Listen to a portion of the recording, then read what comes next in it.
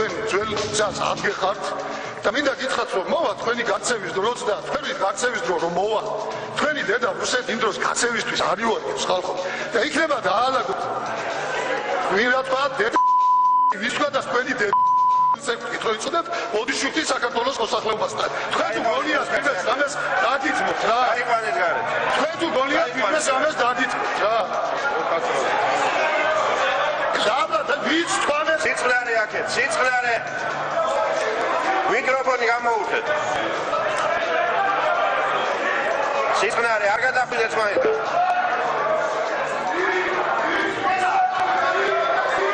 სიწყნარე ძალიან გთხოვთ ბატონ აკაკის მივეხმაროთ გარეთ გაყვანაში სიწყნარე სიწყნარე სოსო სოსო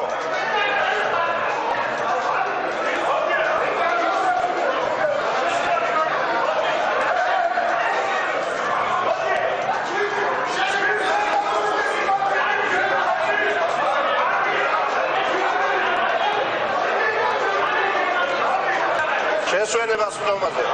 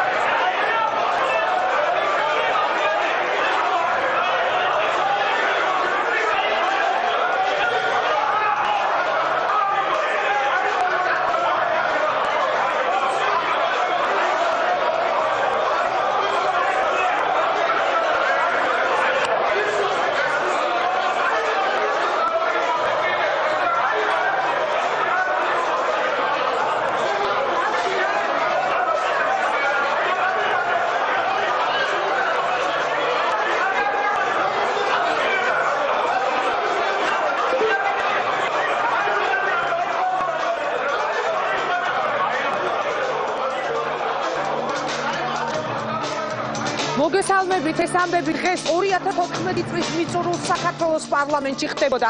თულია იმის თქმა აქვს თუ არა ხალხისთვის მნიშვნელობა, ვისი მიზეზი და რატომ დაიწყო ჭხუბი.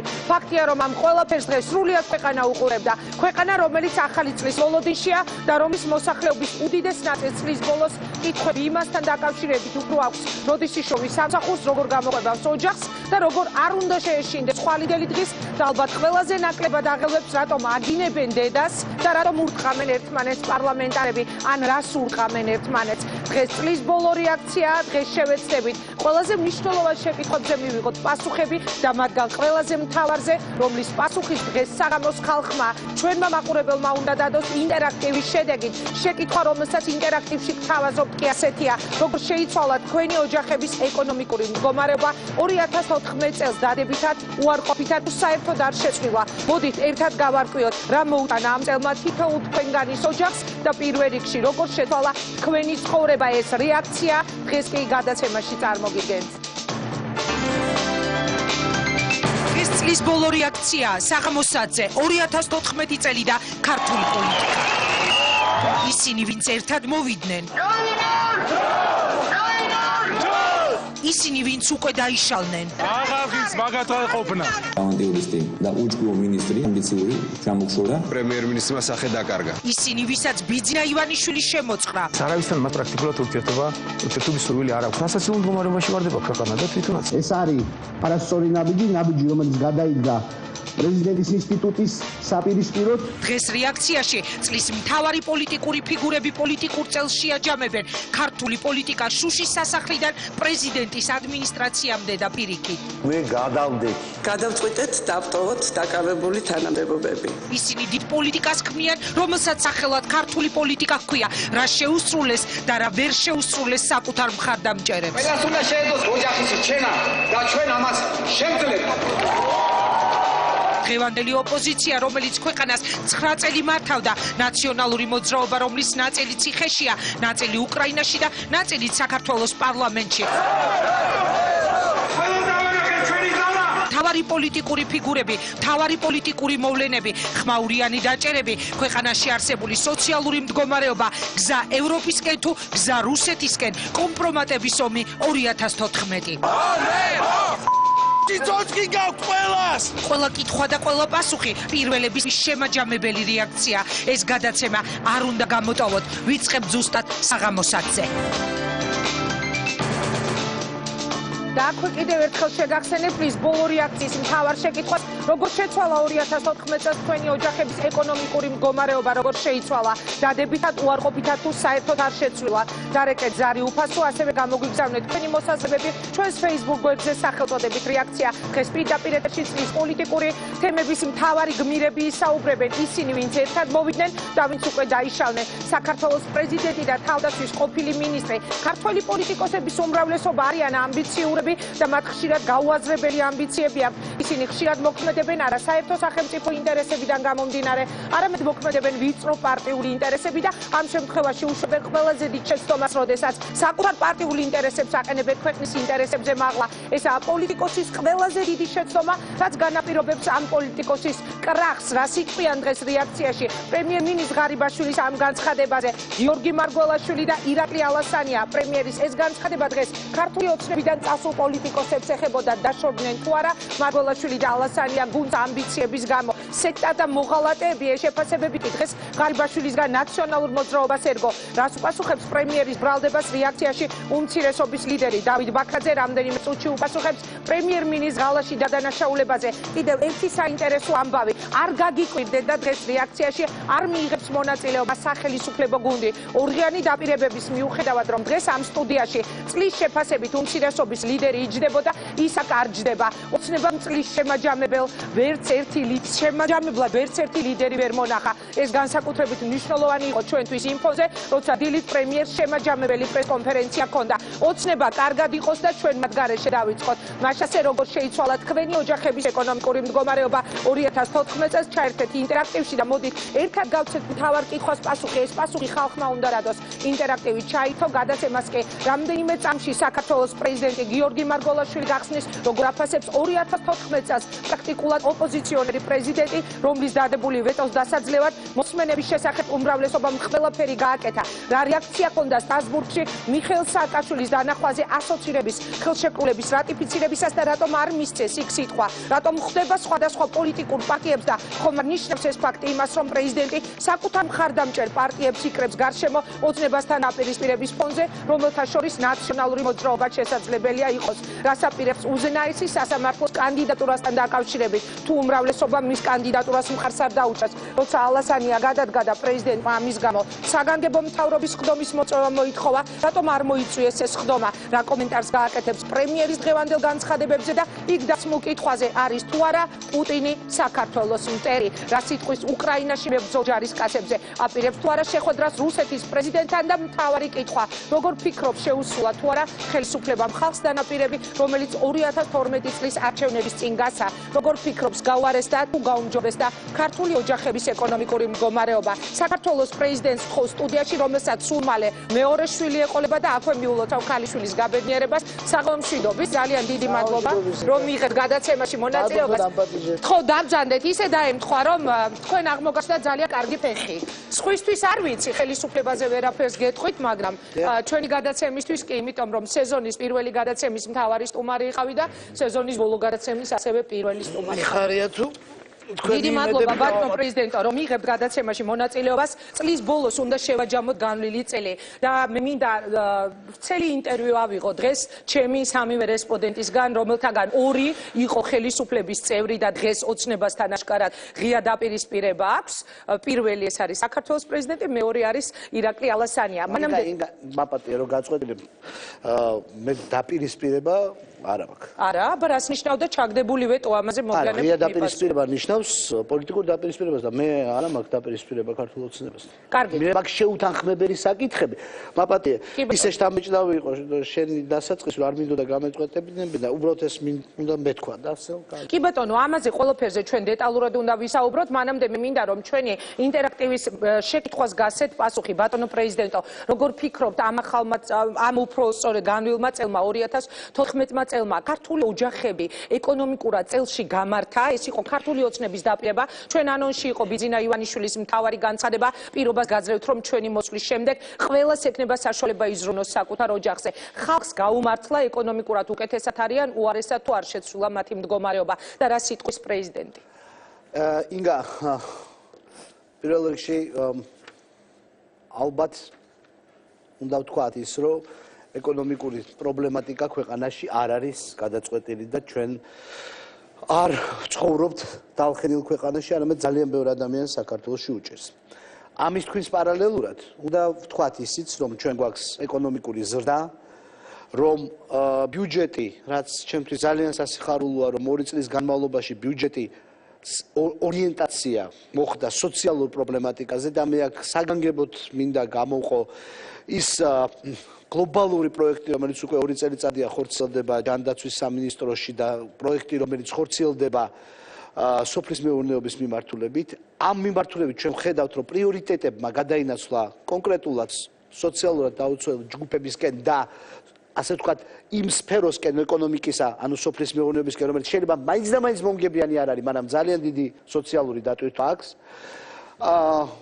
ამის პარალელურად ბუნებრივია, რომ ჩვენ არ ვცხოვრობთ დალხენილ ქვეყანაში, ჩვენ ვცხოვრობთ ქვეყანაში, სადაც ადამიანებს უჭირს, არის სამუშაო ადგილებების ნაკლებობა.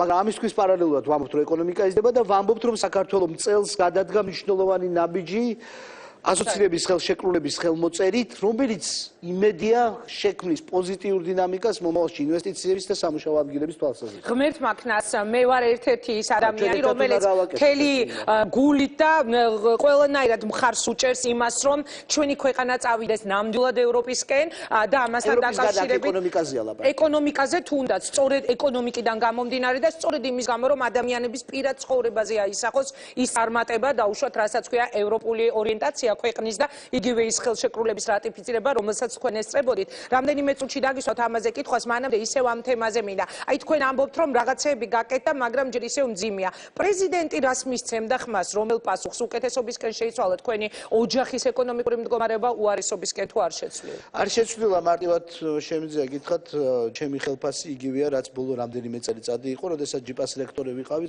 ეს ხელფასი მქონდა. მაშინაც ახლაც იგივე ხელფასი.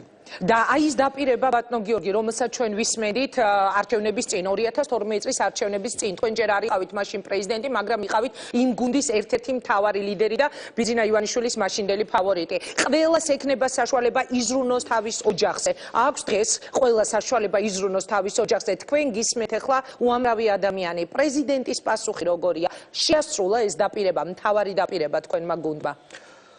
გადადგა ნაბიჯები, ინგა.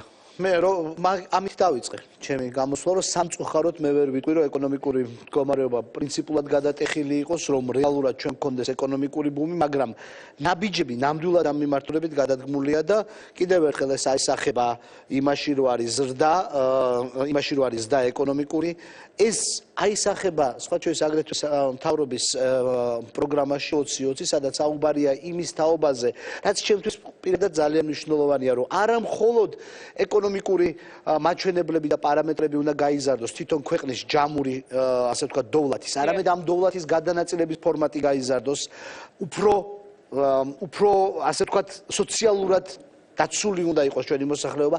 სხვა შორის ამ მიმართულებით მნიშვნელოვანი არის ჩვენი შრომის კოდექსიც, მაგრამ შეჯამების სახით შემიძლია გითხრათ, რომ სამწუხაროდ არა, ჯერ კიდე არ არის გადატეხილი ის პრობლემატიკა, ეკონომიკური პრობლემატიკა, რაც არის საქართველოში. ობიექტური მაჩვენებლებიც არის ამისთვის.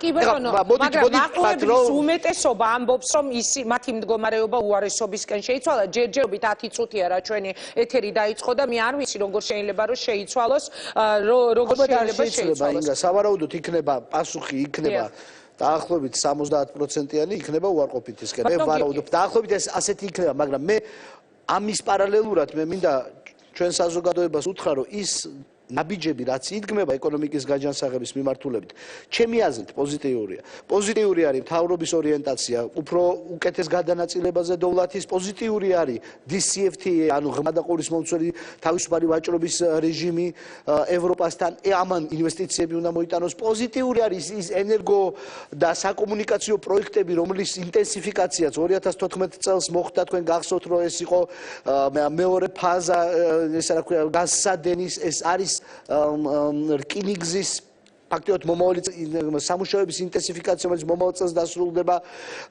აზერბაიჯანი და საქართველოს თურქეთის მიმართულებით. ეს ყველაფერი იძლევა. პოზიტიურია ისიც, რომ 5-6% არის ეკონომიკის და პოზიტიური არა ასახული სამწუხაროდ ჯერ ჩვენს ოჯახების მდგომარეობაზე, მაგრამ იმედის მომცემი მომავლისთვის. კი ბატონო, პოზიტიური, რაზეც ახლა თქვენ საუბრობ და იმედის მომცემი. მაგრამ აი ეხლა რო შევთანხმდეთ ახალი წლის წინ, ჩვენ კვირას გვექნება ძალიან საინტერესო გადაცემა, სხვა შორის როგორ ხდება ჩვენი მოსახლეობა ახალ წელს ძალიან ბევრ ადამიანს ძალიან უჭირს. მე მინდა პრეზიდენტის პასუხი მოვისმინო დღეს. ის რაც ხდებოდა საქართველოს პარლამენტში, ის მუშტიკრივი დედის გინება, თავში ნივთების ჩარტყმა დეპუტატების მხრიდან ერთმანეთისთვის. როგორ ფიქრობ, რა სურათს დებს? თქვენი შეფასება როგორია? ხალხი ამას უყურებს ტელევიზორში, მაშინ როცა არ იცის, როგორ იშოვოს სამუშაო ადგილი, მაშინ როცა არ იცის, როგორ გამოყვებოს საკუთარი ოჯახი. ადეკვატურია დღეს ქართული პოლიტიკა იმ პრობლემებისა, რაც რეალურად ქვეყანაშია.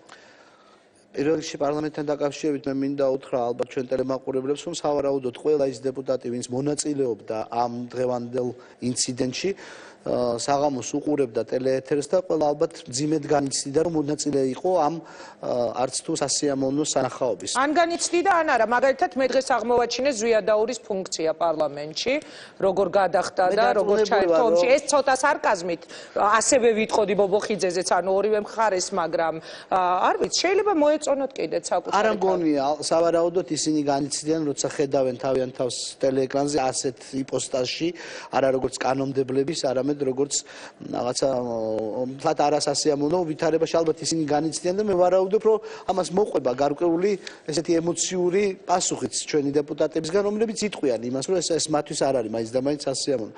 მე პოლიტიკასთან მიმართებაშიც მინდა გითხრათ, რომ ბუნებრივია პოლიტიკოსები ხშირად ცდებიან ხოლმე დღის წესრიგს და სხვა თემებზე საუბრობენ და გადასაწყვეტი არის სხვა, მაგრამ ზოგადად ქვეყნის განვითარების დინამიკა ინგა მაინც პოზიტიურისკენ მიდის. მე არ მინდა მე იცით რა შეასაქმე, ძალიან იოლი არის ყოველთვის გადააბრალო, დაადანაშაულო, თუნდაც მოწინააღმდეგე მხარე, ჩემთვის ეს არ არის მკლად მისაღები ფორმა, იმიტომ რომ მოდით შევხედოთ შარშანდელ წელს, უბრალოდ ამ განვლილ წელს და დავინახოთ, რომ ჩვენ პოზიტიური ნაბიჯები გადავდგით.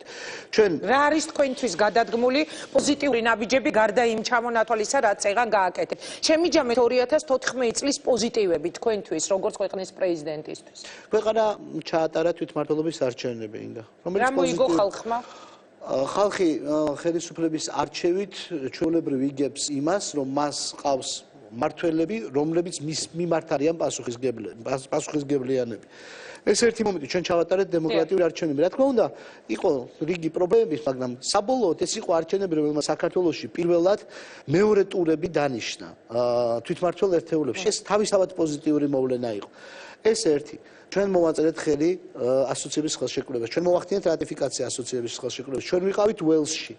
ჩვენ როგორც უკვე მოგახსენეთ მანამდე ის პროექტები, ის გლობალური, რეგიონალური პროექტები, რომლებიც არსებობდა ამ პერიოდში, ეს პროექტები გავააქტიურეთ. ჩვენ გვაქვს ეკონომიკური ზრდა, ჩვენ გვაქვს მოქმედი, ქმედითი დემოკრატია, თავისუფალი მედია და შესაძლებელია ეს ყოველთვის არ არის სასიამოვნო სანახავი, მაგრამ ყოველ შემთხვევაში ეს არის ჩვენ მას საზოგადოებამ გადადგა ნაბიჯი წინ, უფრო თავისუფალი, უფრო გახსნილი საზოგადოების. რა იყო მინუსი ამ წლის? რასაც თქვენ ელოდით, თქვენივე გუნდისგან წეგან მითხარით ხაზგასმით, რომ სულაც არ ვარო დაპირისპირებულიო. სხვადასხვა რამეა, შენი გუნდი და დაპირისპირებული არ არის. ანუ თქვენი გუნდი არ არის ოცნება, შევთანხმდეთ ამაზე.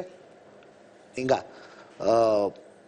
მე მანამდეც მithქვავს და ახლაც იგივეს ვიმეორებ, რომ ის პოზიციები, რითიც ჩვენ ყველა ერთად მოვედით ხელისუფლებაში 2012 წელს, იმ ნაწილში, რაშიც ჩვენ ვიქნებით თანახმა, ჩვენ ვართ ერთი გუნდი და ერთი გუნდის პრინციპით მოქმედებთ და ვითარდებით. იმ ნაწილში, რაშიც ჩვენ გვექნება განსხვავება, ჩვენ ბუნებრივია არ ვიქნებით ერთიანი ხედვის მატარებლები. პირდაპირ რომ მითხრათ, თქვენი გუნდი არის ქართული ოცნება თუ არა? დღეს პირდაპირ პასუხების დღე არის. კი, მე იმედი მაქვს თქვენგან ყოველთვის პირდაპირ პასუხებს ვიღებ ხოლმე ამ ეთერში. და უკვე ძალიან პირდაპირ გიპასუხეთ. იმ ნაწილში, სადაც ჩვენ თანახმა ვართ, ჩვენ ვართ ერთი გუნდი და ერთი ხედვა გვაქვს. როდესაც ჩვენ მოვდიოდით 2012 წელს ხელისუფლებაში და საუბრობდით იმაზე, როგორ უნდა შეცვლილიყო ქვეყანა, ჩვენ ერთი გუნდი ვიყავით. როდესაც დღეს რაღაცა თემებზე ჩვენ ვერ თანხმდებით, მაგალითად მოსმენების შესახებ კანონზე ვერ თანხმდებით. ჩვენ არა ვართ ერთი გუნდი და ეს ნათლად გამოჩნდა. ნაციონალური მოძრაობა და ქართული ოცნება ერთიანად გაერთიანდა იმისთვის, რომ ვეტო დაეძლია, პრეზიდენტის ვეტო დაეძლია და პრეზიდენტის ვერსია დაეძლია პარლამენტში. ვერსია, რომელიც დღესაც შემიძლია გითხრათ, ყველაზე სწორი და ყველაზე დაბალანსებული და ყველაზე გაწონასწორებული იყო. რის შედეგადაც ჩვენ მე მივიღეთ კანონი, რომელიც თურმე არავის არ მოსწონს. ვერსია, რომელიც მე შევიტანე პარლამენტში, შევიტანე როგორც ალტერნატივა და იქ იყო საუბარი, რომ ან ერთ მხარეს მიმხრობოდა, ან მეორეს რატო უნდა მიმხრობოდი რომელიმე მხარეს. მე შევიტანე ჩვენეული ხედვა, დღესაც შემიძლია ნებისმიერ ასე ვთქვათ, შინაარსობრივ კამათში დავამტკიცო, რომ ჩვენი ვერსია იყო ყველაზე სწორი, იმიტომ რომ არ იყო დაფუძნებული რაღაც არარეალურ სქემებზე, არ მოყავდა ახალი კომპონენტებს არ ქმნიდა, არამედ არსებული სქემის გაწონასწორებას აკეთებდა. ნაციონალური მოძრაობა თითქმის იგივე რიტორიკით ქართული ოცნება ამბობდა, რომ ორივე ერთი და იგივე რიტორიკა გამოიყენა, რომ ეს არის ვეტო ვეტოსთვის და დაძლიეს ჩემი ვეტო.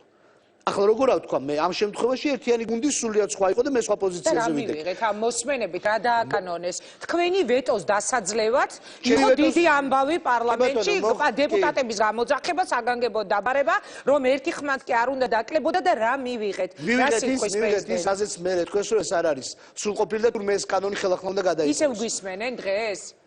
იგა მე არც მანამდე არ გისმენით, არც ახლა არ გისმენთ, არც მომავალში არ მოგისმენთ. თუ თქვენ არ დამიეკავთ მე და თქვენ პირადად არ დამელაპარაკებით და თქვენ არა, მაგრამ ისევ გვისმენენ? მე შემიძლია თქვენს გისმენენ ალბათ, თუ გვისმენენ. იმედია რომ მე ახლა მაყურებელი მისმენს, რეალურად მე შემიძლია გითხრათ შემდეგი. ადამიანის დაცულობა და სისტემის დაცულობა იმ ვარიანტში, რომელსაც ჩვენ ვთავაზობდით, იყო ბევრად უფრო მაღალი ხარისხის, ვიდრე არის ახლა. მე არავის ვერ ვადანაშაულებ, ვინ ისმენს, ვინ არ ისმენს, მაგრამ დაცულობა ადამიანის პირადი ცხოვრების ბევრად მაღალი იყო იმ კანონპროექტით, რომელიც ერთად შეთანხმებულად ერთი და იგივე რიტორიკით დამიძლიეს ნაციონალურ მოძრაობამ და ქართულმა ოცნებამ. ორი კვირით ადრე ამ ვეტომდე მე გამოდიოდი პარლამენტში და მე ვსაუბრობდი იმ რიტორიკით, რა რიტორიკითაც ჩვენ ვსაუბრობდით 2 წლის წინ. როცა ვლაპარაკობდი პროკურატურის რეფორმაზე, როცა ვსაუბრობდი შინაგან საქმეთა სამინისტროს რეორგანიზაციაზე, როცა ანუ იგივე პრობლემები არის, რაც იყო მაშინ, როცა მოდიოდით ხელისუფლებაში. მე მოვისმინე თქვენი სიტყვა დეტალურად და ნამდვილად იყო ის პათოსი. ანუ დღეს ქართული ოცნების ხელისუფლებაში მოსვლიდან 2 წელიწად-ნახევრის შემდეგ იგივე რიტორიკა გიწევთ. დღეს იმ ნაწილში, სადაც ჩვენ თანხმდებით და ჩვენ ხედავთ, რომ იწყება პროკურატურის რეფორმის პროცესი, ინიცირებულია, ჩვენ ხედავთ, რომ შინაგან საქმეთა სამინისტროს რეფორმების პროცესი ინიცირებულია, ამ ნაწილში ჩვენ ბუნებრივია თანამოაზრეები ვართ. რატომ და იმ ნაწილში, სადაც ჩემი ვეტო, იმიტომ რომ დაძლეული იყო პრეზიდენტის ვეტო და იძლია, ბუნებრივია არა ვარ თანამონაწილე და არა ვარ ერთი გუნდი. ვეტო კიდევ შეიძლება ბევრჯერ დაიძლიოს. აი წინ გაქვთ მაგალითად უზენაესი სასამართლოს თემა, ბატონო გიორგი. თებერვალში კოტე კუბლაშვილს გაზდის ვადა. უნდა წარადგინოთ თქვენ კანდიდატურა. როგორ ფიქრობთ პარლამენტი, რომელიც დაირაზმა იმისათვის, რომ პრეზიდენტის ვეტო რომ დაეძლიათ, დაამტკიცებს თქვენ შეთავაზებულ კანდიდატურას? ანუ ხელისუფლება მიიღებს იმ კანდიდატურას, რომელსაც პრეზიდენტი მისცემს? მომავალში არ გავიხედოთ, 2 კვირით უკან გავიხედოთ. ჩვენ სრულიად ღია პროცესით, რომელშიც იყო ჩართული სამოქალაქო საზოგადოება, რომელშიც იყვნენ ჩართული ექსპერტები, რომელიც იყო ღია და მედიის მიერ გაშუქებული, შევარჩინეთ ცენტრალური საარჩევნო კომისიის წევრები. და ხაზი მინდა გაუსვა, რომ ცენტრალურ საარჩევნო კომისიაში პოლიტიკურ პარტიებს აქვს თავიანთი კვოტები. პრეზიდენტს აქვს ვალდებულება შეარჩიოს ცენტრალური საარჩევნო კომისიის წევრები არა პარტიული ან კოალიციური ნიშნით, არამედ პროფესიული ნიშნით. სრულიად ღია პროცესით, რომელიც მიმდინარეობდა საზოგადოების თვალწინ. ჩვენ შევარჩიეთ კანდიდატები. კანდიდატები პარლამენტმა ჩააგდო ყოველგვარი არგუმენტაციის გარეშე. გებრძვიან? არა. არა, მეორე სერია. აქ არ მთავრდება. მეორე სერიაში. არა, წინ კიდევ ერთი მთავარი სერია მეორე სერიაში დაამტკიცეს ეს კანდიდატი. მაგრამ გიპირისპირდები. მეორე სერიაში დაამტკიცეს ეს კანდიდატი. დაახლოებით იგივე პროცესს გაგახსენებთ ზაფხულში. იყო ასევე არაპარტიული, არამედ პროფესიული ნიშნით სრულიად ყოველას მიერ მხარდაჭერილი მოსამართლეები წარვადგინე უზენაეს სასამართლოში. ჩააგდეს და მერე მოხდა. ჩააგდეს, მერე დაამტკიცეს. ანუ უზენაესზეც ეს მოხდება, თქვენ ვარაუდობთ, თავიდან ჩააგდებენ და მერე დაამტკიცეს. შორის დემოკრატიული დიალოგი, სადაც გააზრებული იქნება ის, რომ მე არც რაიმე პოლიტიკურ თამაშს არ ვთამაშობ, არც რომელიღაცა პოლიტიკურ გუნდს არ ვუპირისპირდები, ან მხარს არ უჭერ, არამედ ვასრულებ ჩემს მოვალეობას, რომ განსაკუთრებით მნიშვნელოვან სტრუქტურებში, ეს არის ცენტრალური საარჩევნო კომისია, ეს არის სასამართლო სისტემა, მოვიდნენ კვალიფიკაციის მიხედვით სპეციალისტები და არა პარტიული ნიშნით, ნელ-ნელა ამის გააზრება გაღრმავდება და გახდება ყოვლის მომცველი ჩვენს საკანონმდებლო ორგანოში და ჩვენ პოლიტიკურ სფეროში. ნახოთ, დაველოდოთ პროცესებს, იმიტომ რომ ძალიან საინტერესო თებერვალი გველის წინ უზენაესი სასამართლო ერთადერთი ძველი ხელისუფლებიდან შემორჩენილი დარჩა საკონსტიტუციო და უზენაესი სასამართლო. ერთი კითხვა უნდა დავისვათ. მე მოგწევთ იმის გარანტია, რომ მომავალი ნაბიჯები, რომელიც გადადგმული იყო უზენაეს სასამართლოს მიმართ და გადაიდგმება მომავალში, ამ ნაბიჯების შედეგად ლაპარაკი ძველ ხელისუფლებაზე და ახალ ხელისუფლებაზე არ იქნება. ამ ნაბიჯების შედეგად ლაპარაკი იქნება სრულიად დამოუკიდებელ კანდიდატს დამოუკიდებელ სასამართლოზე, რომელიც უზრუნველყოფს იმას, რომ ადამიანის უფლებები იყოს დაცული და სამართალი წარმოებდეს არა პოლიტიკური ნიშნით, არამედ სამართლის უზენაესობის პრინციპიდან გამოდის. სამართალი პოლიტიკური ნიშნით. რეზოლუციასაც თუ გავიხსენებთ იგივე ევროსაბჭოსაც, პრეზიდენტი ამას შემთხვევით არ ამბობს ხოლმე. ეხლა ანუ პოლიტიკური ნიშნით ხდება ისევ ის პროცესები, თუნდაც რომ გავიხსენოთ წინა ხელისუფლების წარმომადგენელთა დაპატიმრებები, დაჭერები და ასე შემდეგ. თქვენ საუბრობდით ამჟამინდელ სასამართლოზე, როგორც წინა ხელისუფლების წარმომადგენელზე და არა როგორც ამ ხელისუფლების წარმომადგენელზე. ანუ ამჟამინდელი ხელისუფლება არ აკონტროლებს ამ პროცესებს. მე ვერ გეტყვით მთლიანად დამოუკიდებელია სასამართლო თუ არის გარკვეული ზეგავლენა, არის გავლენა წინა ხელისუფლების თუ არის გავლენა ამჟამინდელი ხელისუფლების ამაზე თქმის უფლება მე ამ ეტაპზე არ მაქვს. ალასანიას სკანდალი აბარა იყო. მე შემიძლია გითხრათ ის სასამართლო არ არის ჯერ ის სამართალდამცავი ორგანოები. მე შემიძლია გითხრათ რომ ჩემი მიერ წარდგენილი მოსამართლეები. ბაქაკური და ძლიერიშვილი, რომელიც წარვაგინე, მე მათზე ვარ ნამდვილად პასუხისმგებელი, რომ ისინი პოლიტიკური ნიშნით არ ჩაერთვებიან სამართალ წარმოებაში. ეხლა გადავიდეთ თუ გნებავთ არა სასამართლო სისტემაზე, არამედ სხვა თემებზე. სხვა თემაზე, ანუ სასამართლოზე მიბმული არის, მაშინ თქვენ ახსენეთ, რომ ეს სასამართლოზე პოლიტიკური ნიშნის დევნა ამ ქვეყანაში დღეს ისევ არის თუ არა. თუნდაც იგივე წინა ხელისუფლების წარმომადგენლებზე, თუნდაც იგივე ადამიანი, პოლიტიკური პარტია, ლიდერი, ყოფილი თავდაცვის მინისტრი და სკანდალი, რომელიც ირაკლი ალასანიას გარშემო განვითარდა. მათ თქვენს რომ ეს არის პოლიტიკური დევნა. თქვენ რა სიტყვით არის თუ არა? მე ვიტყვი რომ ჩვენ ძალიან ყურადღებით უნდა ვაკვირდებოდეთ ამას. ვერც ერთ შემთხვევაში ახლა მე თქვენ ზედაპირულ პასუხს ამასთან დაკავშირებით ვერ გაგცემთ. ზოგადი პასუხია. ზოგადი პასუხს გაგცემთ, სწორედ, რომ ჩვენ ყურადღებით ვაკვირდებით და როცა დავინახავთ, რომ რაიმე პოლიტიკური ნიშნის დევნა მიმდინარეობს, ბუნებრივია ჩვენ ხმას ამ შემთხვევაში აქამდე არ დაგინახავთ არც ერთი საქმის დროს ალასანიას გარემოცვის დაპატიმრება, მანამდე წინა ხელისუფლების წარმომადგენლების. ანუ არ დაგინახავთ პოლიტიკური ნიშნის. სხვა თემაზე აქ საუბარი. ერთი არის შენ საუბრობდე პოლიტიკური ნიშნის დევნაზე და მეორე არის იყოს გარკვეული კითხვის ნიშნები, რომელსაც თან დევი არის პოლიტიკური თემატიკა. ადამიანების მიმართ პროკურატურას შესაძლებელია კითხვის ნიშნები კონდეს და თანმდევი იყოს გამომდინარე იქიდან რომ ისინი მაღალი თანამდებობის პირები ან იყვნენ ან არიან, თანმდევი ამისი იყოს პოლიტიკური ასე ვთქვათ ელფერი. ეს არ ნიშნავს აპრიორი რომ წარმოებს პოლიტიკური დევნა ამა თუ იმ ალასანიას შემთხვევაში აპრიორი არის თუ არა პოლიტიკური არ შეიძლება რომ დღეს თქვა. დევნა. ხო, ნუ ანუ მათ დაუკავშირეს რომ ეს იყო ალასანიას აი ეს უბრალოდ ალასანიას კი არა თავდაცვის სამინისტროში მიმდინარე საქმესთან დაკავშირებით მიმდინარეობს გამოძიება. მე ამ თემაზე ვერაფერს ვერ გეტყვით, იმიტომ რომ ჯერ ესეთი არც საქმის მასალას არ ვიცნობ. და ბუნებრივია არც ავარ დახედული და არც უნდა ვიყავ. მაშინ რატომ მოინდომეთ მთავრობის საგანგებოს ხდომის მოწვევა, როდესაც ირაკლი ალასანია მოხსნეს პოსტიდან, თქვენ იყავით ადამიანი, პრეზიდენტი გამოვიდა მოთხოვა საგანგებოს ხდომა, რომელიც არ მოუწევიათ. ანუ თქვენს კითხვის ნიშნები ქონდა. არა საქმესთან დაკავშირებით. ალასანიას მიმართ ის დაპირისპირება, რაც განხორციელდა ალასანიას მიმართ, ამან ნამდვილად დააზიანა ქართული ოცნება როგორც კოალიცია. ამას ეს ნამდვილად შემიძლია დაგიდასტუროთ, როგორც ქვეყნის შიგნით, ასევე ქვეყნის გარეთ. საქმე გვერდზე გადავდოთ, იმიტომ რომ ჩვენ არც მე არც თქვენ ამ საქმის დეტალებს არ ვიცნობთ. იცნობს ხალხი ამ საქმის დეტალებს, მაგრამ ჩვენ და მე და თქვენ არ ვიცნობთ. ნამდვილად მე არ ვიცნობ ამ საქმის დეტალებს, არც ხო თქვენთვის ბიძინა ივანიშვილმა რომ დეტალურად ისაუბრა. არც უნდა ვიცნობდე ინგა, ეხლა რაც შეეხება ძალიან საინტერესო საკითხი ახსენეთ თქვენ მთავრობის ხდომა. მთავრობის ხდომა, რომელიც მე მოვიწვე, მე მაშინ მივმართე, როდესაც გაკეთდა ეს განცხადება, მე მაშინ და მივმართე პარლამენტს, სადაც მქონდა მოხსენება და იქ დეტალურად ვისაუბრე იმის თაობაზე, თუმცა გარკვეული გაუგებრობა იყო, რომ რა შუაშია პროკურატურის რეფორმა, ან რას ნიშნავს მთელი ეს დაპირებები, რომელსაც სხვა შორის ერთად ვამბობდით, როდესაც ვიყავით საარჩევნო კამპანიაში, ეს იყო დაკავშირებული და არის დაკავშირებული საქართველოს ევროპულ და ევროატლანტიკულ არჩევანთან, იმიტომ რომ ეს არის ევროატლანტიკური არჩევანი, როდესაც ჩვენ დემოკრატია გაქვს და თავისუფლება გაქვს და ვითარდები იმ პრინციპები და გამომდინარე, მაგრამ ეს ალკე იყოს. იგივე მე სურვილი მქონდა და მაქვს, რომ ამ ეფექტური საგარეო პოლიტიკური და სამხედრო საკითხებზე მომუშავე გუნდის წასვლიდან, ქართული ოცნებიდან შევინარჩუნეთ თუ არა ის ტემპი. ლაპარაკი არ არის, რომ ჩვენ გადაუხვდეთ თუ არ გადაუხვდეთ, შევინარჩუნეთ ტემპი. ალასანი ეფექტური მინისტრი იყო. ამაზე შემიძლია მithქვავს ესა, ვამბობ მომავალშიც ვიტყვი და მithქვავს, რომ ეფექტური მინისტრი იყო. ეს ეფექტური მინისტრი რო შეიცვალა, ამ ფონზე ჩვენ შევინარჩუნეთ თუ არა განვითარების ტემპი. და რამდენად გააზრებულია დღის წესრიგი. და ბუნებრივია ამ ნაწილში მე როგორც თანამოაზრე ვითხოვ შეხვედრას. და არ შემდგარა ეს. ეს შეხვედრა არ შემდგარა, რაც არის ძალიან დასანანი. ბატონო ირაკლი, უკაცრავად ალასანიაზე საუბრობთ და ირაკლი თქო. ბატონო პრეზიდენტო, აი თქვენ ახლა საუბრობდით აი ამ სხდომაზე, რომელიც არ იქნა მოწვეული და დაუშვათ ესე იგი თქვენს გაგიჩნდათ კითხვები ქვეყნის კურსთან დაკავშირებით, ვექტორთან დაკავშირებით. ინგა, კურსთან არა.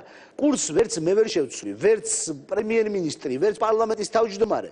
ვერ შევცვლით, ეს არის ქართველი ხალხის არჩევანი ეფექტურობასთან. შეიძლება შენ მიდიოდე A პუნქტიდან B პუნქტში და მიდიოდე ან 300 კილომეტრის სიჩქარით, ან 3 კილომეტრის სიჩქარით. ოპონენტები დღევანდელ ხელისუფლებას ადანაშაულებენ სწორედ საგარეო კურსზე, ორიენტაციასთან დაკავშირებით. შეგახსენებთ ბოლო პერიოდის ყველაზე დიდი სკანდალი, რაც მოხდა თავდაცვის სამინისტროში. თავდაცვის სამინისტროს განცხადება, რომელსაც მოყვა დიდი პროტესტი ქვეყანაში, უკრაინაში დაღუპულ ქართულ მეომართან დაკავშირებით. თქვენ გააკეთეთ განცხადება, თქვენ ფიქრობთ ესე იგი, რომ თავდაცვის სამინისტროს მაშინ ეს განცხადება უნდა გაეკეთებინა აღიარებინა, რომ ეს მეომრები აყოლილები არიან სააკაშვილის პროვოკაციას? ინგა, ჩემი განცხადების შინაარსი იყო ძალიან კონკრეტული. ძალიან ცუდი დასანახი იყო უბრალოდ უცებ მთელი ქართული პოლიტიკური სპექტრი გაერთიანებული და უნისონში რომ ლანძღავდნენ და უპირისპირდებოდნენ ერთ ადამიანს და ერთი დამცველი არ გამოუჩნდა იმ მომენტში თავდაცვის მინისტრს. ეს ცუდი დასანახი იყო. ასეთი უცებ გაწირვა ხოლმე, რაც რადგანაც სტილი გახდა ქართულ საზოგადოებრივ პოლიტიკურ ცხოვრებაში, ეს იყო ცუდი დასანახი და მე ამას ხაზი გავუსვი და ვთქვი, მე განცხადებაზე საერთოდ არ მისაუბრია. მაგრამ არ შეიძლება უცებ, აი რაღაცა არის ამაში, რაც ჩემი აზრით ჩვენი კულტურიდან შორს არის. ყველა რო უცებ გაერთიანდება და ყველა გაილაშქრებს, უცებ აღმოაჩენენ დიდ ჭეშმარიტებას და ყველა ერთიანად ხატოვანი იმებით, გამოთქმებით უცებ გაილაშქრებს ერთი ადამიანს. ის არ არის, რასაც მოაქვს პოზიტივი ჩვენი ცხოვრებისთვის. აქედან გამომდინარე, მე ვალდებულად ჩავთვალე, რომ მე თქვა, რომ ცოტა ხანი ეს რაღაცა უნისონი, ეს ისტერიული რაღაც დაპირისპირება, ცოტა ტემპერატურას დაუკლოთ. ნახოთ, იქნება ასეთი რაღაცა კატასტროფული არც მომხდარა. ეხლა რა შეიძლება უსმინეთ დღეს ირაკლი ღარიბაშვილის პრესკონფერენციას? არა, ინგა არ მისმენი. მაშინ მე დაგისვავთ ერთი წამი დავამთავრო და მე დამისვით. ეხლა თქვენაც თავარი კითხვა, რაც თქვენ დასვით, რომ ესე იგი ხდება ხელისუფლების დადანაშაულება, განსაკუთრებით უკრაინის მოვლენებთან დაკავშირებით, თითქოს, ასე ვთქვათ, ევროპული და ევროატლანტიკური კურსისთვის ჩვენ გადავუხვიოთ. კიდევ ერთხელ, ინგა, ეს ოპოზიციის საქმეა. ოპოზიციამ უნდა დაადანაშაულოს ხელისუფლება, მაგრამ მოდით რა ობიექტურ მაჩვენებლებს შევხედოთ. ველსის სამიტი. ასოცირების ხელშეკრულება. ჩვენი ხარდამჭერი რეზოლუციები უკრაინას. დავთვალოთ, აი ჩვენი პარლამენტის ხარდამჭერი რეზოლუციები უკრაინას. პარლამენტის რეზოლუცია საგარეო პოლიტიკურ კურსზე. დასავლური. ხარდამჭერები უკრაინას არის 5 რეზოლუცია მიიღო, მე მგონი პარლამენტმა. ამდენი საქართველოზე ვერ მოახერხეს. უკრაინაზე მიიღეს 5 რეზოლუცია. სერგეენკოს ჩასვლა უკრაინაში და ჰუმანიტარული თანამშრომლობა და მხარდაჭერა. ჩემი ალბათ ათობით განცხადება, რომელიც უკრაინასთან დაკავშირებით გამიკეთებია. ეხლა მოდით ერთი წამით ინგა შევხედოთ რეალობას. ამას აკეთებს საქართველო, რომელიც ჩემი აზრით ეს დასამადლებელი კი არ არის არავის. ესეც უნდა ვიქცეოდეთ. ამაზე უფრო მეტი რადიკალური ნაბიჯი სოფლიოში რომელიმე ქვეყანამ გადადგა? აი ესე შეგეკითხებით. ჩვენი სამეზობლოდან ახლოს რომელიმე, აი ყოფილი საბჭოთა კავშირის ქვეყნებიდან, რომელიმე ახლო მივიდა მაინც ასეთ მაღალ მხარდაჭერის ხარისხთან? არა. კი ბატონო, თუმცა ქვეყანა რომელსაც 2008 წელს ბომბავდა რუსეთი, როდესაც კეთდება ასეთი ტიპის განცხადება, რომ იქ მებრძოლი მეომრები დაუშვათ აკეთებენ თურმე სააკაშვილის და ნაციონალური მოძრაობის საქმეს და მათ პროვოკაციას არიან აყოლები, ბუნებრივია რომ ამ ღელვარებას ინგა მაგისტრის ვართ ქართველები, რომ ღელავთ, ემოციურები ვართ, მაგრამ მოდით შინაარსზე გადავიდეთ. საქართველომ ნათლად დაუჭირა უკრაინას მხარი ბევრად მეტად ვიდრე ყველა სხვა ქვეყანა. კარგით. ევროპის ქვეყნები ავიღოთ, შეერთებული შტატები ავიღოთ. ჩვენზე მეტი განცხადება ვინმეს გაუკეთებია? ჩვენ. პატარა ქვეყანა რუსეთის მეზობელი, რომელიც ბევრად მეტად რისკავს თავის თავს, როდესაც ამ განცხადებას აკეთებს. ჩვენ ძალიან მაღალი სტანდარტი გვაქვს და ახლა თუ ეს სტანდარტი არ მოსწონს ოპოზიციას, ეს ოპოზიციის უფლებაა. თქვენი აზრი როგორია იქ მებრძოლ ქართველ მეომრებთან დაკავშირებით? იგა, ისეთ რაღაცა რაზე მახსენდება ჩემი აზრი არ ძალიან ბევრ კითხვაზე ალბათ პასუხი არის ჩვენ წარსულში. არის ერთი ასეთი წერილი, აღარ მახსოვს წერილის სათაური, ილია ჭავჭავაძის წერილი არის ქართული სტუდენტობისადმი. მაშინ იყო ძალიან მნიშვნელოვანი პროცესი საბერძნეთში მიმდინარეობდა ეს ბრძოლა ბერძნების, რომლებიც სულიერად ძალიან ახლო არიან, რადგან მართლმადიდებლები არიან და იქ მიმდინარეობდა ეს ბრძოლა. მე მგონი მაგ პერიოდში იყო ბაირონის ჩასული საბერძნეთში და ილია ჭავჭავაძეს ქართული სტუდენტები ეუბნებიან, რომ ჩვენც უნდა წავიდეთო იქ. და გზელი წერილია ილია ჭავჭავაძის, რომელიც ესაუბრება იმის თაობაზე, როგორ ეს სტუდენტები, რომლებიც სხვაჩვენს ამ მომენტში პეტერბურგში სწავლობენ, სჭირდება ქვეყანას და უმტკიცებს, რომ ჯობია რომ თქვენ ისწავლოთ და დაბრუნდეთ საკუთარ სამშობლოში. ეს არის ის, რაც დაუშვათ ილია ჭავჭავაძეს ჰქონდა ასევე დრამატულ ვითარებასთან მიმართებაში. ახლა ჩემი დამოკიდებულება კონკრეტულად ამ საკითხის მიმართ შემდეგია. ქართულმა სახელმწიფომ მხარი დაუჭირა უკრაინას ჰუმანიტარული თვალსაზრისით, პოლიტიკური თვალსაზრისით. ეს არის ისაც ჩვენ უნდა გაგვეკეთებინა. სამხედრო თემატიკაში საქართველოს ჩართვა არის უაღრესად სახიფათო და პრობლემური თემა. ჩვენმა სახელმწიფომ ეს ნაბიჯი არ გადადგა, არც უნდა გადაედგა. შესაბამისად, ყველა სხვა ინიციატივა, რომელიც ამ მიმართულებით ხორციელდება, ინგა არის ინდივიდების ინიციატივები, რომლებიც ყველა ეს ამბავი არის ყველა კონკრეტული ამბავი, რომელსაც კონკრეტული ალბათ თავისი წინა ისტორია აქვს, თავისი დრამატიზმი აქვს, პოლიტიკური განხილვის საკითხი ვერ იქნება ქართველი მებრძოლების ქმედებები. ეს არის ცალკე ისტორიებია, მაგრამ საქართველოს ასე ვთქვათ, დანაშაული კი არა, საქართველოს მე მგონი უკრაინის მიმართ მოიქცა ძალიან სამართლიანად და ძალიან სწორად. იმიტომ რომ ჩვენ მართლა გამოხატეთ მხარდაჭერა ყველა. მე დღეს წეღან კითხე თქვენ თუ უსმინეთ თქო ირაკლი ღარიბაშვილის პრესკონფერენციას. ერთ-ერთი ყველაზე ხმაურიანი შეკითხვა, რომელიც უფრო სწორედ სიტუაცია დაიძაბა ხმაური იყო ერთგვარი, არის თუ არა პუტინი საქართველოს მტერი, როდესაც დაუსვა ეს შეკითხვა პრემიერს ჩემმა კოლეგამ. მე ვთვლი, რომ დღეს ეს კითხვა არის ყველა რესპონდენტთან დასასმელი, თუნდაც დილანდელი პრესკონფერენციიდან გამომდინარე. რას ითქმის საქართველოს პრეზიდენტი, არის თუ არა დღეს პუტინი საქართველოს მტერი? პუტინი არის ქვეყნის ლიდერი, რომელთანაც ჩვენ მე უნდა განვიხილოთ და შევეცადო რომ დავალაგო საქართველო-რუსული ურთიერთობები. აი ეს არის ჩემთვის პუტინი. პოლიტიკა რუსეთის მტრული და აგრესიულია საქართველოს მიმართ, ეს ყველამ ვიცით. შესაბამისად, ჩემთვის ამ ეტაპზე პუტინი არის ადამიანი, რომელსაც მე იმედი მაქვს რაღაც ეტაპზე დაალაგდება რაციონალური ურთიერთობა. ამ რაციონალური ურთიერთობის დაალაგებამდე მე არ მინდა არც გავაფუჭო ურთიერთობა იმის ზედმეტის თქმით და არც დავატყბო ზედმეტად. შეხვდებით პუტინს?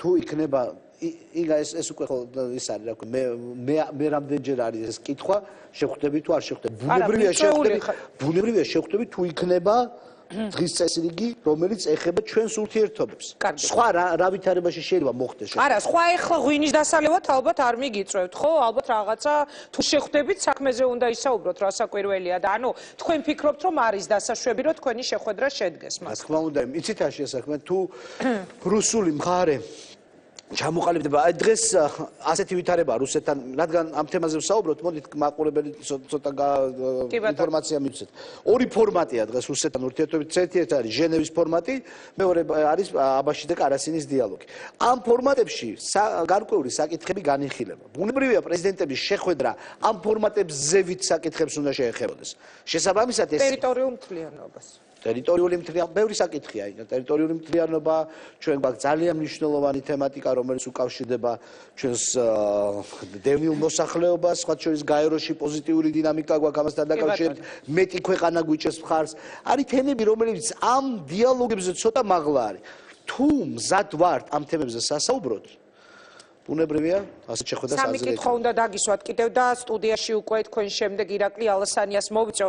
თემა ნომერი პირველი. თქვენ ბრძანეთ რომ თუ იქნება ესეთი თემები და ასე შემდეგ. ჯერჯერობით ანუ საბოლოო არ არის გადაწყვეტილება და თუ იქნება შემოსავაზება ესე ჩავთვალოთ. იგა მოდით შევაჯამოთ ჩვენ ვიცით რომ არის რუსეთის მხრიდან მზაობა შეხვედრების ოღონდ არაფერი ჯერ განსაზღვრული ამ თემატიკასთან დაკავშირებით არ არის.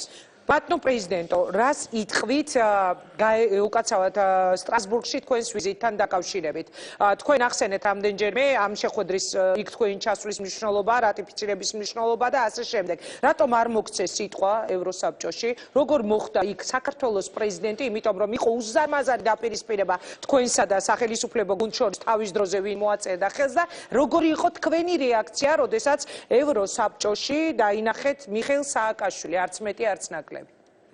რეაქცია იყო შემდეგი მე ჩამოვედი თურქმენეთთან სხვა შორის სადაც ძალიან კარგი ვიზიტი იყო იმიტომ რომ დაიგეგმა რიგი ნაბიჯები მომავალი თანამშრომლობისად ალბათ მე გვექნება შესაძლებლობა რომ ამაზე ვისაუბროთ იმიტომ რომ ჩვენ ძალიან ვააქტიურებთ ჩვენს თანამშრომლობას კასპიის ზღვის ქვეყნებთან და სტრატეგიულად მნიშვნელოვანი არ გაინტერესებს არა როგორ არ გაინტერესებს რატო გონიათ რომ არ მაინტერესებს ჩემი ქვეყნის განვითარებასთან დაკავშირებული ნებისმიერი საკითხი მოგიწევთ იქიდან ჩამოვედი და რამდენიმე საათში გავიგე რომ სტრასბურგში არავინ არ მიდის რას ნიშნავს არავინ არ მიდის ეს არის ეს რაღაც ის რეალობა, რომელიც მე გავიგე.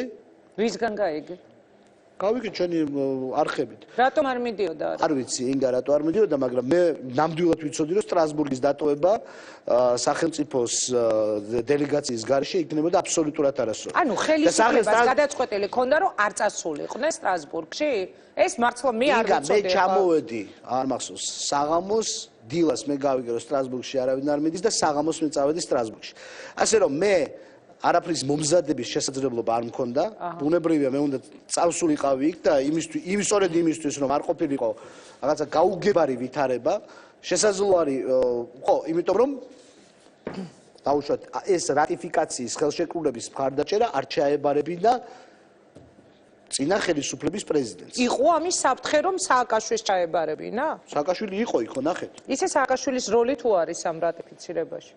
სააკაშვილის როლი რატიფიცირება. ანუ აი მთელ ამ გზაში რაც გავიარეთ და საბოლოოდ ხელშეკრულების ხელმოწერით. ხელშეკრულებით თუ აღმოსავლეთ პარტნიორობაზე ვისაუბრებთ, შემიძლია გითხრათ, რომ თვითონ ვითარება ბევრ კომპონენტში დააჩქარა არსებულმა გეოპოლიტიკამ, მაგრამ სააკაშვილი ხო ნახეთ რომ იქ იყო. კი, როგორ არა. და ახლა წარმოიდგინეთ სურათი, რომ მარიცალა მარგველაშვილთან შესახვედრად, ესეც მოვისმინეთ. ხო, ეს ჩემთვის ნაკლებად მნიშვნელოვანია, სააკაშვილის კომენტარები მაშინ არ მაინტერესებდა პრეზიდენტი რო იყო, მაგრამ წარმოიდგინეთ ვიზუალი, სადაც არის მხოლოდ სააკაშვილი, იმიტომ კი რომ სააკაშვილი უარყოფითია, დადებითია, უბრალოდ ცოტა აბსურდული ვითარება იქნებოდა, მარტო ყოფილი პრეზიდენტი რო იქნებოდა იქ და სხვა არავინ. შესაბამისად მე ჩემ თავი ვალდებულად ჩავთვალე, როდესაც არავინ არ მიდიოდა, რომ წავსულიყავი და იქ ყოფილიყავი. და ეს იყო ჩემი ვალდებულება, რომ ჩვენი ქვეყანა წარმოგვედგინა და მადლობა გვეთქვა ევროპარლამენტის დეპუტატებისათვის იმისთვის, რომ რატიფიკაცია მოახდინეს. ეს საინტერესო პასუხი იყო. მე ვთვლი, რომ ძალიან საინტერესო იყო, პრეზიდენტმა განაცხადა 2 წუთის წინ, რომ იქ სტრასბურგში აღმოჩნდა, იმიტომ რომ იყო საფრთხე, რომ საქართველოს ხელისუფლებიდან საერთოდ არავინ არ ყოფილიყო. იქ წარმოდგენილი რეალობა. კი ბატონო, და ბოლო კითხვა უნდა დაგისვათ და დაგემშვიდობოთ. თქვენ ბრძანეთ, რომ მე არ ვარო ეს ღია დაპირისპირებაში ოცნებასთან, მას რატომ ხვდებით ყველა პარტიას? რა იყო ამ თქვენი შეხვედრების მიზანი? ეძებთ პარტნიორებს სხვადასხვა პოლიტიკურ პარტიებში, მათ შორის ნაციონალურ მოძრაობაშიც? არა, ინგა მე ყველა პარტიას ხვდები. ჩემ ყველა კითხვაზე რატო გეღიმებათ? რა მე არასერიოზულ კითხვას? არა, ინგა მე ვფიქრობ, რომ აი ხედავთ როგორი დაძაბული ფონია საქართველოში. ადამიანი რომელიც გამოხატავს პოზიტიურ მიმიკას, ანუ იღიმება და რაღაცა დადების გამოხატავს. თქვენ ამას აგრესიულად აღიქვამთ. იმიტომ რომ აგრესიულად დაძაბულობა არის ქვეყანა. არა, მართლა მეღიმება, იმიტომ რომ სიმპათია მაქვს თქვენს მიმართ. არა, რა თქმა უნდა, არა, ჩვენი შეხვედრების მადლობთ, რომ ამის შესაძლებლობას მადლობთ. ჩვენი შეხვედრების მიზეზი არის და მიზანი არის ერთიანი კონსენსუსის პოლიტიკის ჩამოყალიბება აფხაზეთის და ცხინვალის რეგიონის მიმართ. ჩვენ დავინახეთ, რომ ამ მიმართულებით ძალიან უარყოფითი ნაბიჯები გადაიდო სულ რამდენიმე კვირის მხრიდან, რუსეთის ფედერაციის მხრიდან, ეს ხელშეკრულებები, ეს თქვენ იცით. და ჩვენ გადავწყვეტეთ, რომ დავიწყოთ კონსულტაციები იმ საკითხებზე, რაზეც ყველათ ამ ხვდებით. რა მნიშვნელობა აქვს რომელი პარტია? მე ყველა პარტიას ხვდები. პირველ რიგში ბუნებრივია უმრავლესობას ანუ ქართული ოცნების შემადგენელ პარტიებს შევხვდები და ეგება დღის წესრიგი შევხვდი არასაპარლამენტო ოპოზიციას მომავალში შევხვდები არასამთავრობო ორგანიზაციებს ყველას ასე ვთქვათ კივა ეს პრობლემა და ყველას გარკვეული ნახეთ ინგარას შესახებ უარყოფითი გამოცდილება აქვს ამასთან დაკავშირებით რომელიც ჩვენ უნდა შევაჯამოთ და ჩამოვყალიბდეთ იმ რაღაცა საერთოზე რაც გვაერთიანებს. კიდევ ერთხელ იგა მე არ მჭირდება პოლიტიკური პარტიები. შეიძლება მე ვჭირდები პოლიტიკური პარტიების, მაგრამ მე პოლიტიკური პარტიები არა, დღეს ბევრი პარტია ძალიან მნიშვნელოვანი არის მათთვის, ეძებს ვის გარშემო უნდა შემოიკრიბოს და ეს კითხვა მაგიტომ მე ნაკლებად მჭირდება პოლიტიკური პარტიები ამ საკითხთან დაკავშირებით. ნამდვილად მჭირდება რომ ყველა გავერთიოს. ძალიან დიდი მადლობა, მე მინდა რომ მადლობა გადაგიხადოთ და ვიდრე დაგემშვიდობებით, თქვენ ბრძანეთ რომ ხელისუფლებას იქ წასვლა არ ქონდაო გადაწყვეტილიო, მას როგორ მოხდა იქ თამარ ბერუჩაშვილი, ქალბატონი საგარეო საქმეთა მინისტრი, რომელიც მე ვერაფრით ვერ მოვიწვია ამ სტუდიაში, ქონდა ამ შეკითხვების დასმის სურვილი მისთვის გამგზავრებამდეც, მაგრამ ამას არ აქვს მნიშვნელობა. მას როგორ მოხდა და ღარიბაშვილმა თქვა რომ ჩვენ გაუშვითო პრეზიდენტი, ხო? აი კიდევ გაიგებთ. მე მიღიმით ახლა თუ ღარიბაშვილის განცხადებაზე გეღიმებთ. თქვენ გეღიმეთ იქ. ანუ არაფერ შუაში არ იყო ეს რეალობასთან ეს განცხადება. მე თქვენ გითხარით, მე როდესაც ჩამოვედი თურქმენეთიდან, ვითარება იყო ასეთი. გავიგე. რომ იქ უმაღლესი პირები ქვეყანას ყავს რამდენიმე უმაღლესი პირი, არც ერთი არ მიდიოდა. მე მომიხდა წასვლა. ძალიან დიდი მადლობა. მე მინდა რომ გისურვოთ წარმატება და იმედია ასევე ბედნიერი იქნება თქვენი ფეხი 2015 წელს უკვე ახალი წლებისთვის შეწყალება, რომელიც პრეზიდენტის მხრიდან იგეგმება დღეს რომ გაიარეთ ხომ არ ველოდოთ ემზარ კვიციანის შეწყალებას. მეუბნებიან საეთეროდან არ ვიცი ეთყობა ძალიან ბევრი ზარი არის. არ შემოსულა ამასთან დაკავშირებით თქვენ იცით როგორ არის პროცედურა, ანუ ადამიანი აღიარებს თავის დანაშაულს და ითხოვს შეწყალებას. ასეთი რამე არ შემოსულა. წარმატებას გისურვებ. დიდი მადლობა ნახვამდის.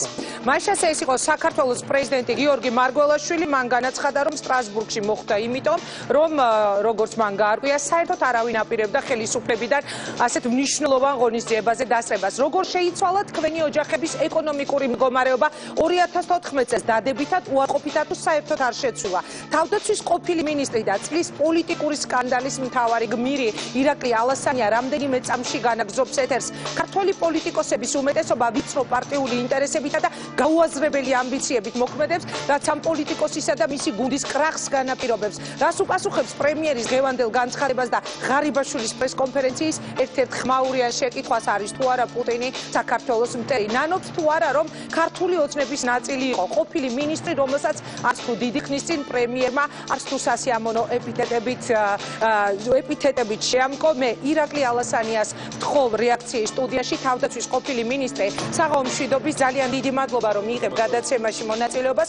გთხოვ დაბრძანდეთ ბატონო ირაკლი, როგორ შეიცვალა თქვენი ოჯახების ეკონომიკური მდგომარეობა ამ წუთისთვის 31125 ზარი არის შემოსული, აქედან 24133 ამბობს რომ უარყოფითად უარესისკენ, 4870 ამბობს რომ უკეთესობისკენ, 2122 ამბობს რომ არ შეიცვალა მათი მდგომარეობა. თქვენ რა სიტყვით ბატონო ირაკლი, როგორ ფიქრობთ, საით შეიცვალა ქართული ოჯახების ეკონომიკური მდგომარეობა დადებითისკენ, უარყოფითისკენ თუ საერთოდ არაფერი არ შეცვლილა?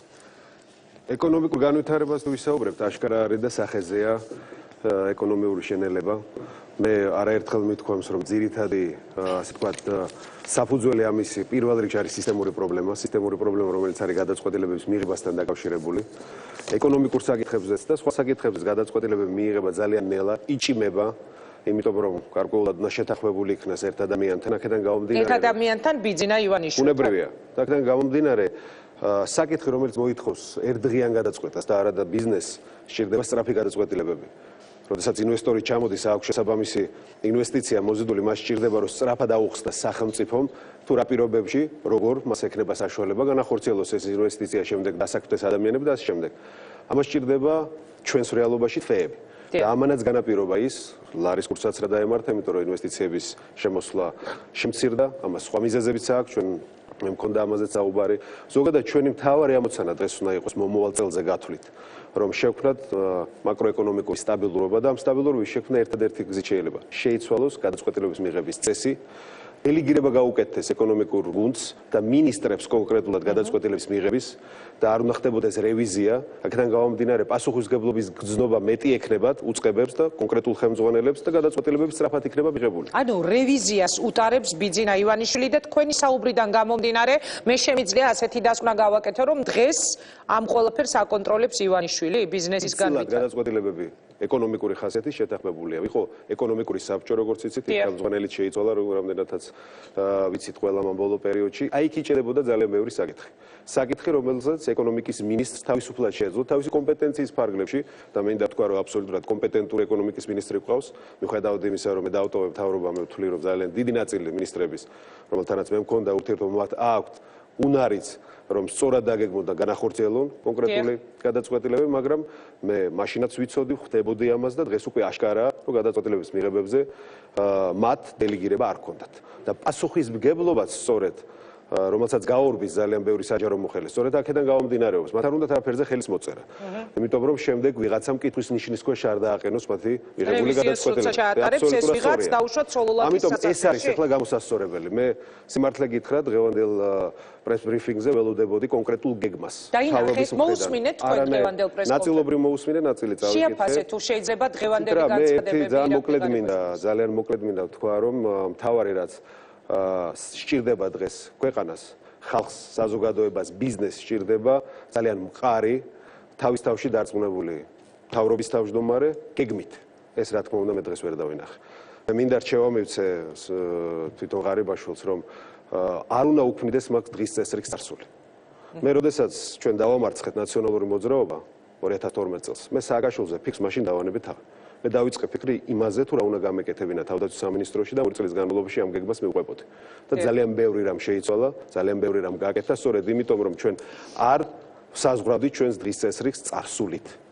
ჩემი აზრით, დღეს აუცილებელია პირველ რიგში მთავრობის თავმჯდომარეს პრემიერ-მინისტრს ეთქვა, თუ რას გააკეთებს იმისთვის, რომ შექმნას სტაბილური გარემო ინვესტიციისთვის, ბიზნესის განვითარებისთვის, ასევე იმისთვის, როგორ შეუწყობს ის ხელს კონკურენციას. კონკურენციის გარეშე ბიზნესი ვერ განვითარდება, სამუშაო ადგილები ვერ შეიქმნება. სახელმწიფო სამუშაო ადგილებს ვერ შექმნის. თუმცა ბატონო ირაკლი, მე მოსმენილი მაქვს, რომ ეს უკვე თქვენი გუნდის წევრს ეხება ქალბატონ მაია ფანჯიკიძეს და ამიტომ გამიჩნდა ახლა ეს კითხვა. მე მოსმენილი მაქვს იგივე პირად საუბრებშიც, რომ ხელისუფლება ამბობს, რომ აი ხო იგივე ბიზნესის განვითარება, ინვესტიციების შემოსვლა ამ ქვეყანაში იმიტომაც გართულდა, აი სავიზო რეჟიმთან დაკავშირებულ, სავიზო მიმოსვლასთან დაკავშირებულ გადაწყვეტილებების გამო. ანუ ხელის გაშვერა მაინც ყოველ შემთხვევაში ესე თუ არა და დანაშაულება მაინც ხდება მაია ფანჯიკიძეს. საგარეო საქმეთა სამინისტროს ყოფილი ხელმძღვანელობის მიმართულებით, მაგრამ თავად პრეზიდენტს მოусმინეთ დღეს, რომელმაც თქვა, რომ არც კი მზადდებოდა საქართველოს დელეგაციის ვიზიტი რატიფიკაციაზე. ეს ხო არის? არა, ჩემთვისაც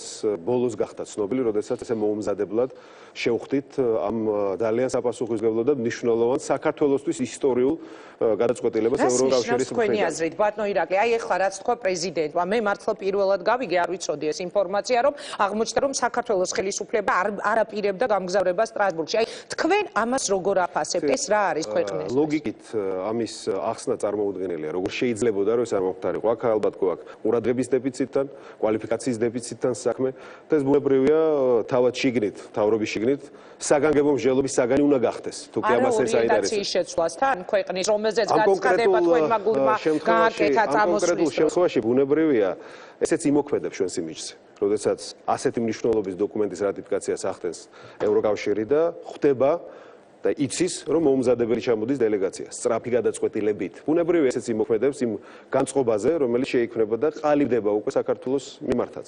რაც შეეხება კიდევ დღის მთავარ ასე ვთქვათ მოვლენას რომ დაუკავშირდეთ, როდესაც ვსაუბრობ ჩვენი ქვეყნის მომავალზე, ეკონომიკური განვითარება, სიღატაკის დაძლევა. იგივე რომ ძალიან ბევრ ადამიანს განცდა აქ იმისი, რომ ის ეკონომიკურ მდგომარეობას ვერ შეეხიდა 2 წლის განმავლობაში. სავალალო მდგომარეობა არის ყოველ შემთხვევაში ჩვენს ინტერაქტივში. არის რა თქმა უნდა ეკონომიკური განვითარების გეგმაზეც, მაგრამ პირველ რიგში ეს დამოკიდებული ასევე არის უსაფრთხოებაზე. პოლიტიკურ უსაფრთხოებაზე ჩვენი ქვეყნის. და როდესაც ვსაუბრობთ უსაფრთხოებაზე, ვერ ავწდებით თემას ჩვენი ქვეყნის თავდაცვის.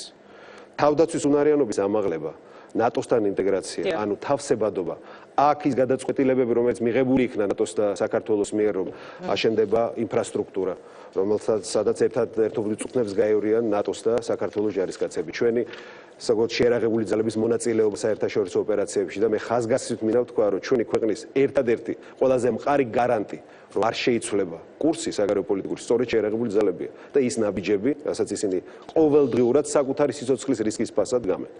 სწორედ ამ შემთხვევაში სამი ძირითადი მოვლენა მოხდა გასულ წელს, რომლის განხორციელება 2015 წელს უნდა მოხდეს და სწორედ ამიტომაც არის, რომ ჩვენ უკან არც ერთი ნაბიჯით არ უნდა დავიხიოთ ამ გეგმების შესრულებაზე. პირველი, ეს არის ბუნებრივი ასოცირებული შეთანხმება, რომლის რატიფიკაცია მოხდა და ამას ეკონომიკური, ასე ვთქვათ, გავლენა ექნება ჩვენს ყოველდღიურ ცხოვრებაზეც, როდესაც იმპლემენტაცია განხორციელდება. მეორე, ეს იყო ნატოს გადაწყვეტილება და მესამე ეს არის ძალიან მნიშვნელოვანი გარღვევა, რომელიც ჩვენ 2014 წელს მოახერხეთ ჩვენი ქვეყნის თავდაცვის უნარიანობისთვის და კონკრეტულად ვსაუბრობ იმაზე, რომ საერთაშორისო შეერაღების ბაზარი საქართველოს გაეხსნა. მიღწეულია კონკრეტული შეთანხმებები, რომლის შესრულებას მე ველოდები 2015 წელს. აი ეს იქნება კიდევ ერთი ნაბიჯი იმისთვის, რომ საქართველო უფრო დაცული იყოს, ჩვენ შეერაღებულ ძალებს ქონდეს შესაბამისი აღჭურვილობა, რომ ესკალაციას დაუპირისპირდეს და ამ შემთხვევაში, როდესაც ამას დაემატება ნატოს ინფრასტრუქტურა, როდესაც ასოცირებული შეთანხმება მოვა უკვე თავის განხორციელების ფაზაში, ეს იქნება გარანტი სწორედ და ნდობა ინვესტორების მხრიდან, რომ საქართველოში ჩადონ ფული. თუ დაუცველია ქვეყანა, ერთ დავასრულებ ფაზს. თუ ქვეყანა დაუცველია, თუ კი რუსეთს ეცოდინება, რომ თავში წამოგარტყამს, როცა მას დასჭირდება, აგირებს ქვეყანას. აქ რომელი ინვესტორი ჩადებს ფულს? ამიტომაც იყო ჩემთვის ყველაზე მნიშვნელოვანი, რომ ეს თავდაცვის სამინისტროსთან დაკავშირებული ნატოს სამიტის შედეგები და შეერაღების გახსნა ყოფილიყო მიღწეული, ეს მივახციეთ ამას და მე მინდა ვთქვა, რომ მე ამაყება, რომ ჩვენმა გუნდმა ამაში თავისი წვლილი შეიტანა, მგზალებულად რომ ვთქვათ, და შემდეგ უკვე 2015 წელს დღეს უნდა ელაპარაკა პრემიერს, როგორ აპირებს აი ამ კონკრეტული გადაწყვეტილებების განხორციელებას. ეს ეხლა თქვენ რაზეც საუბრობთ, მიანიშნებთ იმ თქვენს ვიზიტზე, რომელზეც ღიად არ გისაუბრია დღემდე, როდესაც ქვეყანაში დაიწყო სწორედ სკანდალი თავდაცვის სამინისტროს ირგვლივ. იმედია ჩვენ ადრე თუ გვიან გავიგებთ აი ამ ვიზიტის თემას, რაზე იყავით მაშინ გერმანიაში ხო ჩასული თუ არა? საფრანგეთში უკაცრავ. ბატონო ირაკლი, თავდაცვის სამინისტრო, რომელზეც საუბრობთ, ძალიან ცოტა ხნის წინ თქვენ ჯერ კიდევ იყავით თავდაცვის მინისტრი. მე მაინტერესებს თქვენი შეფასება. ის სკანდალი, რომელიც განვითარდა თავდაცვის სამინისტროს ირგვლივ, ის განცხადება, რომელიც გავრცელდა თავდაცვის სამინისტროს მხრიდან. დღეს უკვე მოვისმინეთ ბატონ ჯანელიძის ახსნა განმარტება, რომ ის არ იყო საქმის კურსი და წინა კვირას მისი მოადგილეს. მე მაინტერესებს თქვენგან ერთი ესეთი პასუხი. შეიძლება რომ თავდაცვის სამინისტრომ გავრცელოს განცხადება, ამ ტიპის განცხადება, რაც გავრცელდა, ისე რომ ეს არ იცოდეს მინისტრმა და როგორ აფასებთ იმ სკანდალს? რა თქმა უნდა არ შეიძლება. რა თქმა უნდა არ შეიძლება და თავარი რაც დღეს ხოთაშორის პრემიერ-მინისტრის განცხადებაშიც ძალიან მომხვდა ყურშიც და გულზეც მომხვდა. როდესაც საუბრობდა, რომ ეს განცხადება პრაქტიკულად ტექნიკური შეცდომა იყო, თორე იქ რაც ითქვა, რომ პოლიტიკოსი ეთქვა ან თავდაცვის მინისტრის ცალკე მაშინ მიუღებელი მისთვის არაფერი არ იყო. ეს არის აი ფუნდამენტალური შეცდომა თვითონ, იმიტომ რომ აქ იმაზე კი არ არის საუბარი და არ უნდა იყოს საუბარი ვინ გააკეთა ესეთ განცხადებას. თვითონ განცხადების სულისკვეთება არის დამღუპველი. და ამს რო ვერ ხვდება ქვეყნის პრემიერ-მინისტრი ან თუნდაც მინისტრი, ამან რამხელა შეურაცხყოფა მიაყენა თითოეულ ჯარისკაცს, რომელიც დღესაც თავდაუზოგავად დგას საგუშაგოზე, ეს იქნება ცენტრალურ აფრიკაში, ავღანეთში და საკუთარი სიცოცხლის ფასად ჩვენ ღირსებას იცავს. რა მაგალითი მისცეს მათ და ისინი როგორ აღიქვამენ დღეს ამ ლიდერებს. აი ამის ტრაგიკულობას რო ვერ აღიქვამს პრემიერი, ეს არის რა თქმა უნდა შემაშფოთებელი და სწორედ სულისკვეთებაშია პრობლემა. თქვენ რა რეაქცია გქონდათ, როცა ეს განცხადება გაეცა? განცხადება გაავრცელე და მთავარი აქ ის არის, რომ სადაც არ უნდა იყოს ბრძოლაში შესული ქართველი და მით უმეტეს ჩვენი საერთო მტრის და მოწინააღმდეგის წინააღმდეგ. რა თქმა უნდა ეს უნდა დაფასდეს როგორც გმირული ნაბიჯი და შესაბამისი პატივით უნდა მოიქცეთ ამ ადამიანს და მის ოჯახს. ეს იყო ჩემი ბუნებრივი ინსტინქტური რეაქცია მაშინაც და იგივეა დღეს.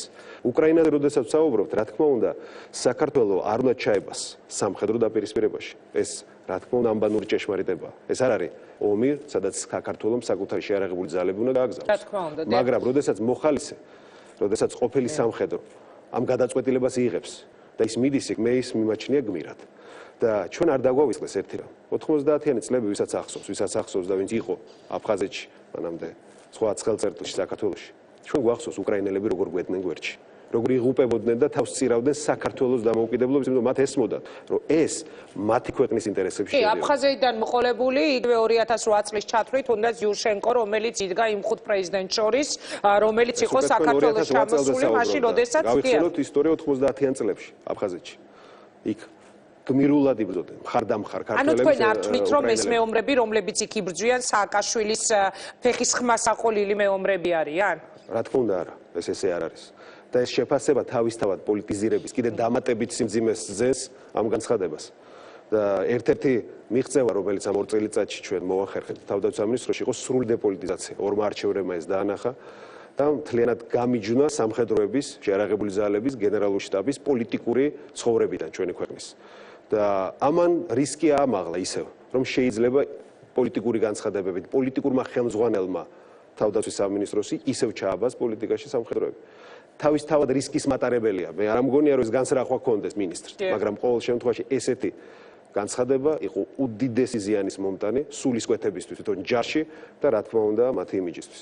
ბატონო ირაკლი, რა ხდება იმ სკანდალურ საქმეზე, რომლის გამოც რეალურად თქვენ წახვედით მოგიწიათ პოსტიდან წასვლა გაგანთავისუფლად პრემიერ-მინისტრმა. რა სიახლე თუ არის და თუ გაქვთ იმის იმედი, რომ გამოუშვებენ ამ ადამიანებს? მე უფრო ღია პირდაპირ ვიქნები, ვიდრე პრეზიდენტი, ხა გასაგებია, რომ პრეზიდენტს სხვა პასუხისმგებლობები აქვს ის.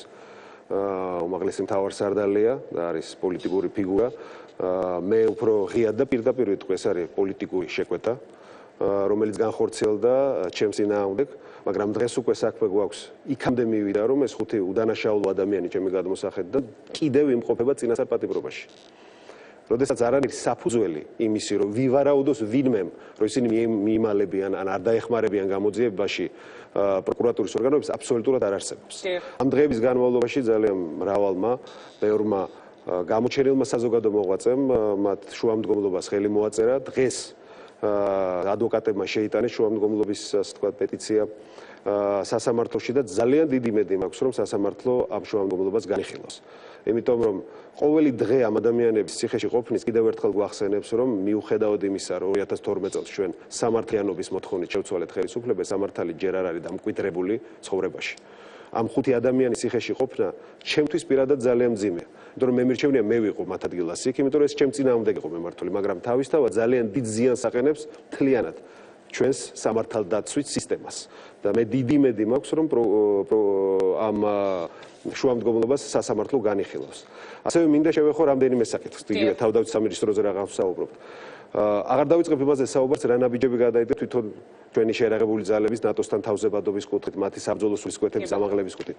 თვითონ რაც განხორციელდა რეფორმები თავდაცვის სამინისტროში, იგივე ლოჯისტიკურ მომარაგებაში, იგივე თუნდაც კვებითი უსაფრთხოების და ჰიგიენის უსაფრთხოების სისტემის შექმნაზე. ბრალდება იყო ხელისუფლების მხრიდან თქვენი მისამართი. არ არსებობდა თავდაცვის ჯარში დღემდე, ვიდრე ჩვენ არ დავინახეთ პრობლემა და სწორედ ქალბატონი მედეა ბეთაშვილის, პოლკოვნიკი ბეთაშვილის ინიციატივით შეიქმნა ეს სისტემა, რომლის განხორციელება უნდა დაგვეწყო და დაიწყება დიდი იმედი მაქვს და სწორედ ეს ქალბატონია დღეს გულგრილობაში დადაშაულებული. ეს არის ასევე კიდევ ერთი დიდი უსამართლობის, ასე ვთქვათ, ფაქტი, რომელზედაც მინდოდა გამემახვილებინა ყურადღება. 10 სასადილო კაპიტალურად გარემონდა. აშენდა ახალი სასადილოები, რომელიც ნატოსთან თავზებადობაშია მთლიანად მოყვანილი. ხონში, ახლა ახალქალაქში შენდება, გორში. მე მინდოდა რომ ჟურნალისტებსაც ენახათ ეს და მიმყავდა ჟურნალისტები და როდესაც ბატონ ჯანელიძე გამოვიდა და ილაპარაკა მხოლოდ იმ თქვათ რთულ ვითარებაზე, რომელიც ჯერ კიდევ არსებობს ამ კუთხით და არ ახსენა ეს მიღწეული შედეგები, მე იმ წუთში დავინახე პოლიტიკური, ასე ვთქვათ, დიქტატი და პოლიტიკური მინიშნება ზემოდან, რომ ეს განცხადება გაეკეთებინა. ანალოგიას ვავლებ და კიდევ ერთხელ ხაზს ვაბავ სწორედ იმ განცხადებაში, რომელიც გაკეთდა ჩვენი მებრძოლის დაღუპვასთან დაკავშირებით. ანუ ჯანელიდე ექვემდებარება როგორც თქვენ ბრძანეთ პოლიტიკურ დიქტატს. ორი აზრი არ არის ამაში, ამ განცხადებამ რაც გააკეთა მანამდე და ის განცხადება რაც გააკეთა ჩვენს დაღუპულ მებრძოლზე, ამაში ერთ ხაზს ვხედავ და მე მგონია რომ ადრე თუ გვიან ამაზე ღიად თავად მინდიაც ისაუბრებს. ძალიან საინტერესოა ბატონო ირაკლი, აი ამ ყველაფრის მერე დიდი დრო არ არის გასული პრინციპში, რაც თქვენ მოგხსნეს თანამდებობი და რაც თქვენი გუნდი წავიდა ოპოზიციაში, წავიდა ხელისუფლებიდან. თუ გაარკვიეთ რეალურად რა მოხდა, რატომ მოხდა თუ ეს იყო თქვენს წინააღმდეგ დაუშვათ პოლიტიკური დევნა, რითი გამოიწვიეთ გულის წყრომა ამ კონკრეტულ შემთხვევაში, იმიტომ რომ დაუშვათ დაძაბული ურთიერთობები ისედაც ყოველთვის იგრძნობოდა ივანიშვილსა და თქვენ შორის ნებისმიერ მთავრობის ხდომაზე, ვიდრე იგი იყო პრეზიდენტი, მაგრამ აი ახლა თუ კი გაარკვიეთ რა იყო კატალიზატორი, აი მთავარი რის გამოც დაუშვათ როგორც თქვენ ამბობთ, დაიწყო თქვენი პოლიტიკური დევნა. ამას კიდე ცოტა დრო დაჭირდება ალბათ, რომ ბოლომდე დაცხრეს ემოციები, სიმართლე სხვადასხვა ასე ვთქვათ წყაროდანაც დადასტურდეს და ამაზე ბუნებრივია საზოგადოების ინტერესი არსებობს და პასუხებიც იქნება გაცემული. ჩემთვის კიდევ ერთხელ ვთქვი, არ მჩვევია წარსულში ჩარჩენა. რაც მოხდა, მოხდა. ჩვენი მიზეზით არ მომხდარა, ჩვენ ზეშ მოიტანეს იერიში და ჩვენ მივიღეთ ესეთი გადაწყვეტილება და მე მეამაყება, რომ თავისუფალი დემოკრატების გუნდი ერთ მუშტად შეკრული დარჩა და გავაგრძელეთ პოლიტიკურ ცხოვრება. ჩემი ამოცანა არის მომავალ წელს, რომ მთელ საქართველოში გავაძლიეროთ პარტიული სტრუქტურები და მოვემზადოთ არჩევნებისთვის. საპარლამენტო არჩევნები. ფიქრობთ, რომ ოცნების გარეშე თქვენ გექნებათ წარმატება მომავალ არჩევნებში? მე დარწმუნებული ვარ მაგაში. ოცნების გარეშე გვექნება წარმატება. მე დარწმუნებული ვარ იმაშიც, რომ საზოგადოება ნამდვილად დაინახავს უკვე და კიდევ ერთხელ ვთქვი, წარსული არჩევნები 2012 იყო ყველა ერთის წინააღმდეგ.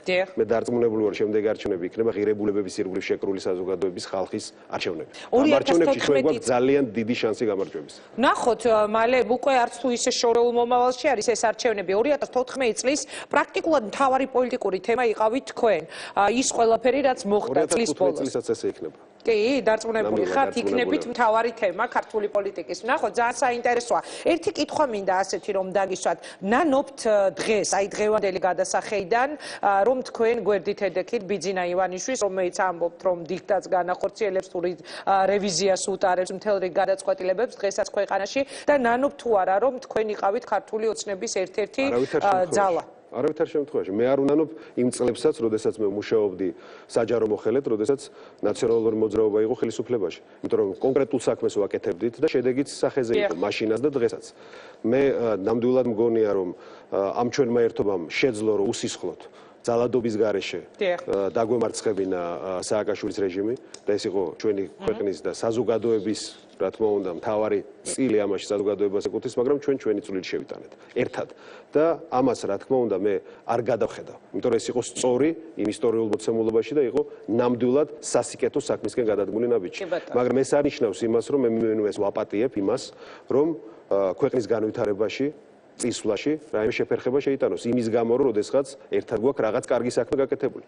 ჩემთვის მთავარი ყოველთვის იყო იქნება მომავალშიც ის თუ რამდენად და როგორ დაეხმარება ჩვენ სახელმწიფოს გაძლიერება შესაძლოა პოლიტიკური ძალა. ვის იქნება ესეთი? ეს იქნება საზოგადოების წარმომადგენელი, ჩვენ ვიპარტნიორებთ და ჩვენ გავაკეთებთ ამ საქმეს ერთობლივად.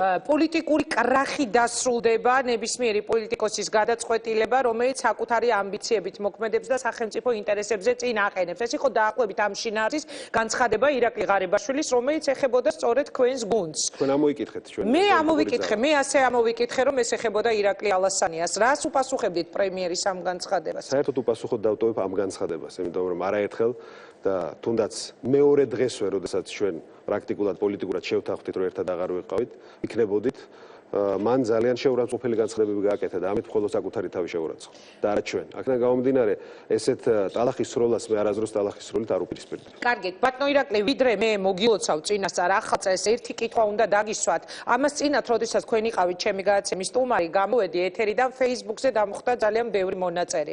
რატო არ კითხე არაფერი ირაკლი ალასანიას რაფალიანცის თაობაზე თავის დროზე გაკეთებულ განცხადებაზეო. მე მინდა ერთად მოვისმინოთ და დღევანდელი გადასახედიდან როგორ შეაფასებდით თქვენ პოლიტიკური ლიდერი აი იმ განცხადებას, რომელიც მაშინ გააკეთეთ. თუ შეიძლება არქივიდან მოვისმინოთ ეს განცხადება.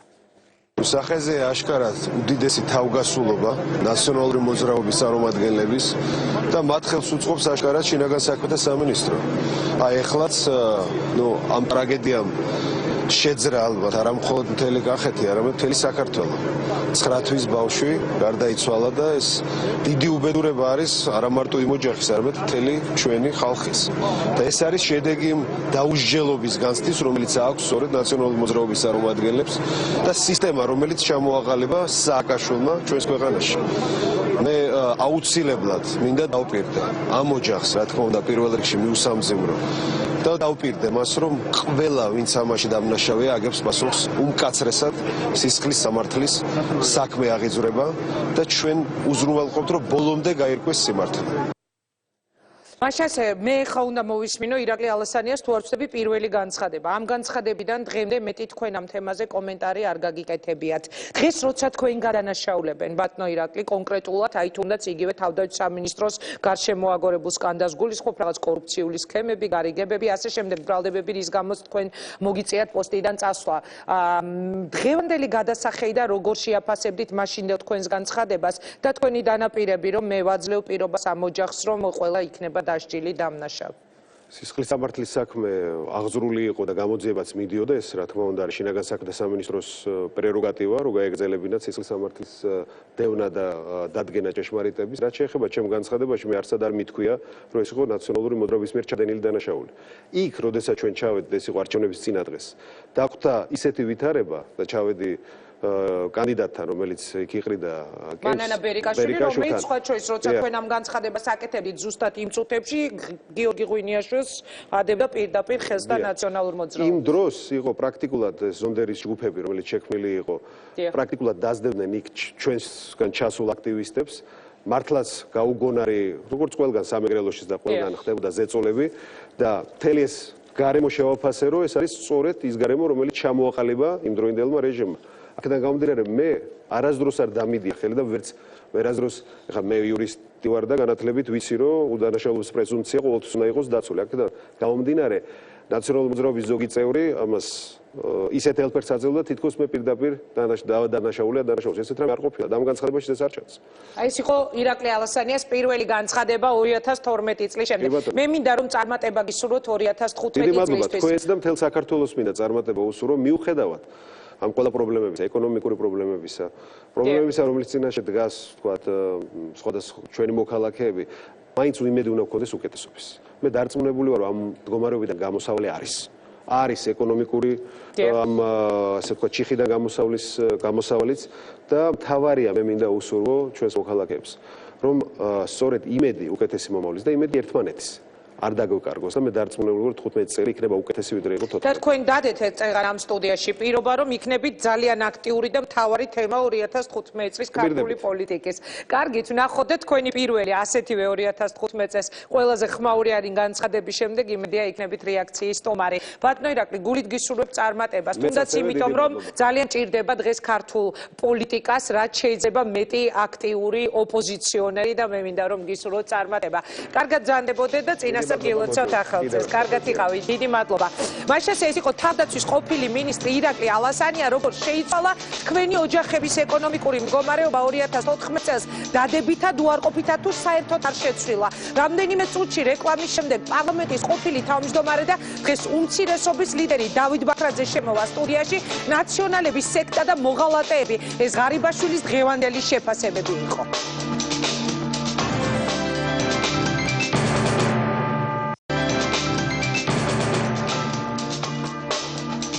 განვაგრძობთ გადაცემას, როგორ შეიცვალა თქვენი ოჯახების ეკონომიკური მდგომარეობა 2014 წელს დადებითად უარყოფითად თუ საერთოდ არ შეცვლილა.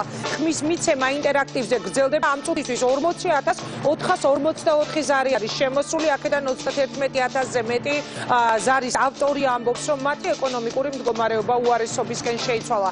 ნაციონალურ მოძრაობას მე არ აღვიქვამ და არ მივიჩნევ ოპონენტებად, სანამ ეს ადამიანები არ მოუხდიან ბოდიშ ჩვენს ხალხს და საზოგადოებას, მე მათ არ ჩავთვლი ოპონენტებად. სრული პასუხისმგებლობით მინდა ვთქვა, რომ ეს არის დესტრუქციული ძალა, რომელიც ჩამოყალიბდა სექტა და მათი თითოეული ქმედება მიმართულია იქითკენ, რომ მოხდეს არეულობის ფონის შექმნა საქართველოში. პრემიერის ეს განცხადება ნაციონალურ მოძრაობას ეხებოდა. ღარიბაშვილის კიდევ ერთი საინტერესო განცხადება. პროკურატურამ დაასრულა შესწავლა ყველა იმ განცხადებების, რომელიც დარეგისტრირდა პროკურატურაში ამ 2 წლის განმავლობაში. საქმე ეხება უკანონო ჩამორთმეულ ქონებებს, ბიზნესს და რეპრესირებულ ადამიანებს, რომლებიც ციხეებში იხდიდნენ სასჯელს უკანონოდ და ისინი იყვნენ არაადამიანური წამების, მოპყრობის და გაუპატიურების მსხვერპლი. ეს განცხადებიდანაა. პროკურატურაში სპეციალური დეპარტამენტი იქმნება ნაციონალების დროს ჩამორთმეულ ქონებებთან დაკავშირებით. როგორ მოხდება ეს ყველაფერი დეტალურად თებერვალში გახდება ცნობილი საზოგადოებისთვის. დავით ბაქრაძე, უმცირესობის ლიდერი ჩვენ სტუდიაში. საღამო მშვიდობის ბატონო დავით, ძალიან დიდი მადლობა რომ იღებთ გადაცემაში მონაწილეობას. გთხოვთ დაბრძანდეთ, ვიდრე დაგისვათ პირველ შეკითხვას პარლამენტში მომხდარ ამბავთან დაკავშირებით, როგორც პარლამენტის ყოფილ თავმჯდომარის, მანამდე მინდა თქვენი პასუხი მოისმინოს მაყურებელმა ჩვენს ინტერაქტივზე. როგორ შეიცვალა პირადად თქვენი ოჯახის ეკონომიკური მდგომარეობა 2014 წელს? დაბრძანდით თუ შეიძლება.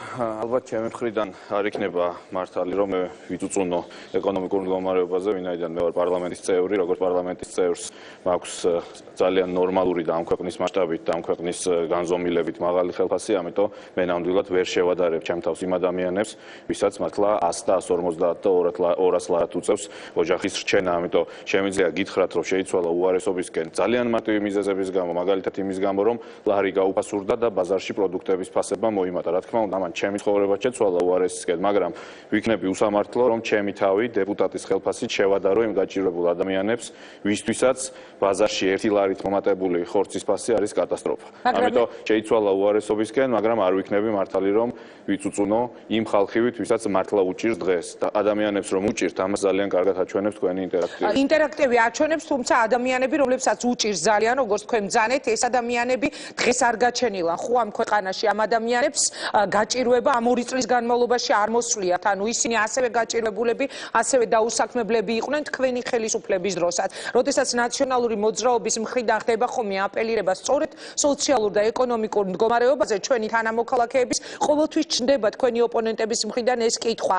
თქვენ დროს ქონდათ ის სამუშაო ადგილები ამ ხალხს არის თუ არა იგივე ყოფილი ხელისუფლების პასუხისმგებლობაც იმაში, რომ უამრავი ადამიანი დღეს ძალიან მძიმე მდგომარეობაშია ამ ქვეყანაში? რა თქმა უნდა, ჩვენი ხალხის გაჭირვება და პრობლემები დაიწყო 90-იან წლებიდან, ყველას გვახსოვს, რომ პირველად როდესაც მოხდა კუპონის ინფლაცია, როდესაც გაიქცა ბანკები, როდესაც ხალხმა დაკარგა ანაბრები, როდესაც ქვეყანა დაიქცა და დაინგრა 90-იან წლებში. იქიდან დაიწყო ჩვენი გაჭირვება. ამიტომ რა თქმა უნდა ეს არ დაწყებულა 2 წლის წინ, მაგრამ განსხვავება ჩვენ დროს და დღევანდელ დროს შორის არის ერთ ძალიან მნიშვნელოვან ფაქტორში. ჩვენ დროს იყო საზოგადოებაში იმის განცდა, რომ ეკონომიკურად ქვეყანაში არსებობდა დინამიზმი და ქვეყანა ვითარდებოდა და მიდიოდა წინ. და ეს არ იყო ტყუილი განცდა, ემყარებოდა ძალიან ბევრს, მე არ მიყვარს ხოლმე გამეორება, მაგრამ გავიმეორებ, რომ მაგალითად გაყინული პენსია, რომელიც იყო 12 ლარი, ჩვენ 10-ჯერ გავზარდეთ, რომ მაგალითად საშუალო ხელფასები, მე როდესაც მუშაობდი 2002 წელს საგარეო საქმეთა სამინისტროში, 70 ლარი მქონდა ხელფასი. დღეს საგარეო საქმეთა სამინისტროში იგივე თანამდებობაზე 1700 ლარია ხელფასი და ეს გაიზარდა ჩვენ დროს. ანუ ხელფასები გაიზარდა, პენსიები გაიზარდა, ბიუჯეტი 10-ჯერ გაიზარდა. წარმოუდგენელი იყო 2002 წელს, როცა პენსიები ვერ გაიცემოდა, რომ სამედიცინო დაზღვევა იქნებოდა, რომ გზები გაკეთდებოდა, რომ ინფრასტრუქტურა და ქალაქები აშენდებოდა. ეს ყველაფერი გაკეთდა ჩვენ პერიოდში. მე ამით თავს კი არ ვიწონებ და ძალიან ბევრი პრობლემა დაგვრჩა გადასაწყვეტი და სწორედ გაჭირვება იყო ის ერთ-ერთი ფაქტორი, რომელმაც 2012 წელს ხალხს ხმა მიაცემინა ქართული ოცნებისთვის. მაგრამ მე ვსაუბრობ იმას, რომ ჩვენ დროს არსებობდა იმის განცდა, რომ ხვალინდელი დღე იქნებოდა უკეთესი.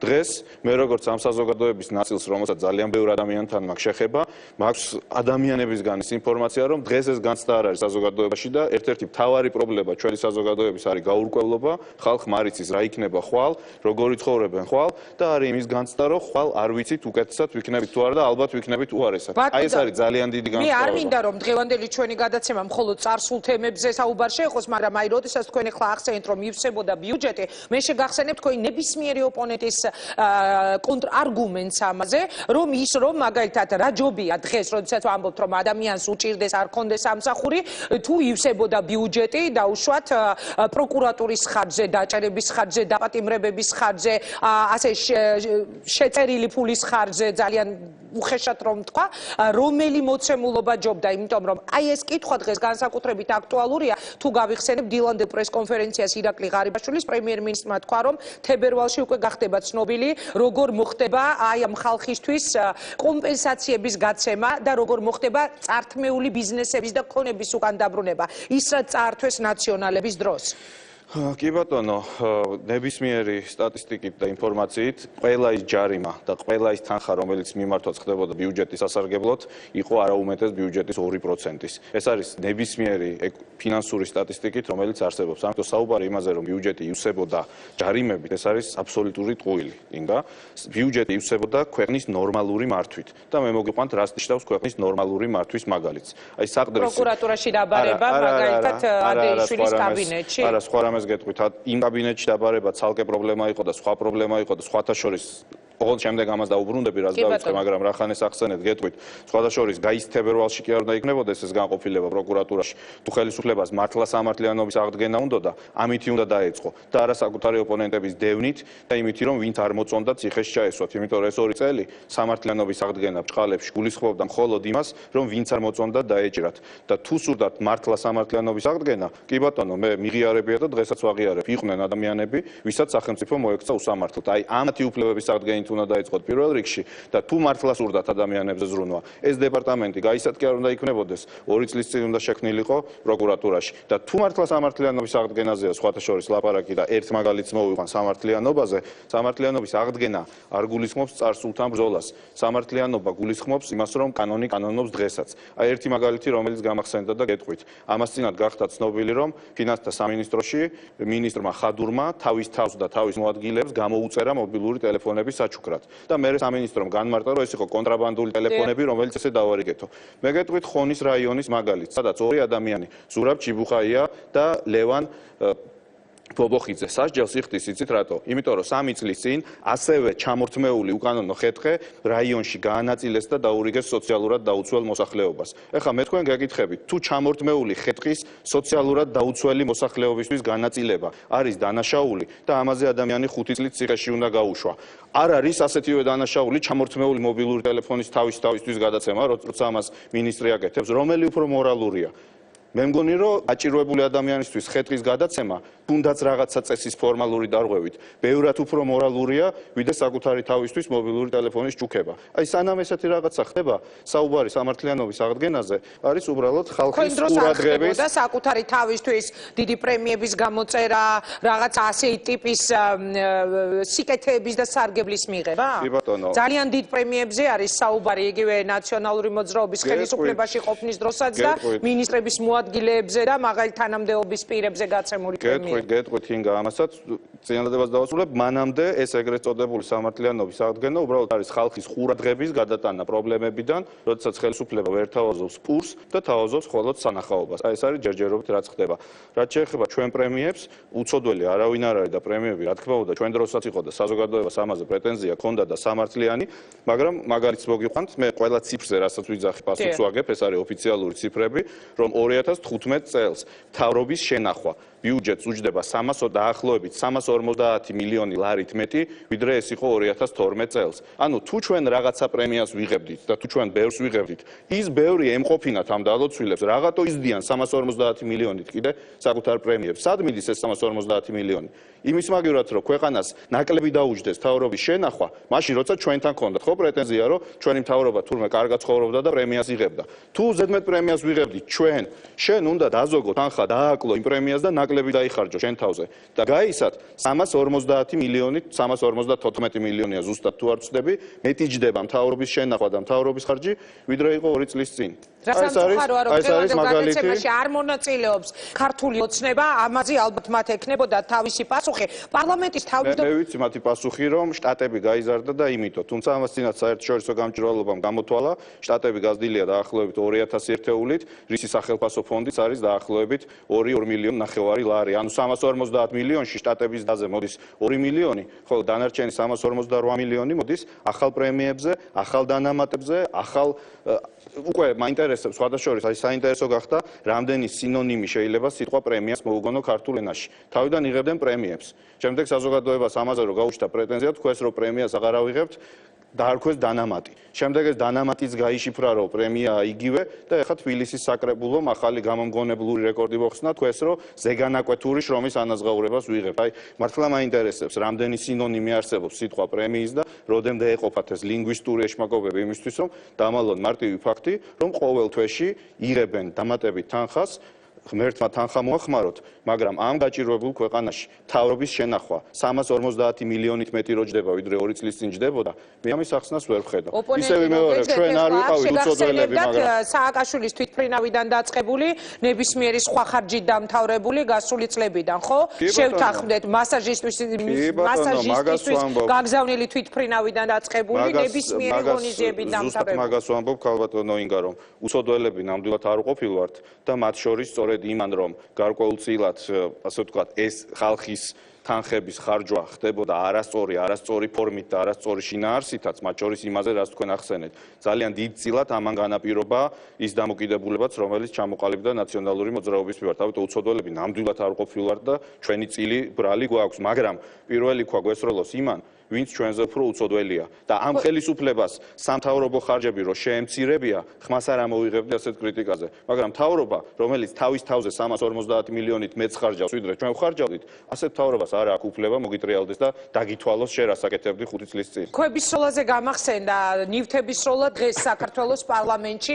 თქვენ როგორ აფასებთ იმ ტერმინოლოგიას, თუნდაც იმ ლექსიკას, რა ლექსიკითაც დღეს ერთმანეთს დეპუტატები ელაპარაკებოდნენ, იგივე თქვენი თანაგუნდელის მხრიდან ჩართული მიკროფონის წინ დედის გინებას, შემდეგ მუშტიკრივი, რომელიც გაიმართა. რა არის ეს სადამდე მივა ეს დაპირისპირება ბატონო დავით? ერთმანეთის ასეთი ცემა თხება, ძალიან დიდი ხანია არ ახსოვს საქართველოს პარლამენტს.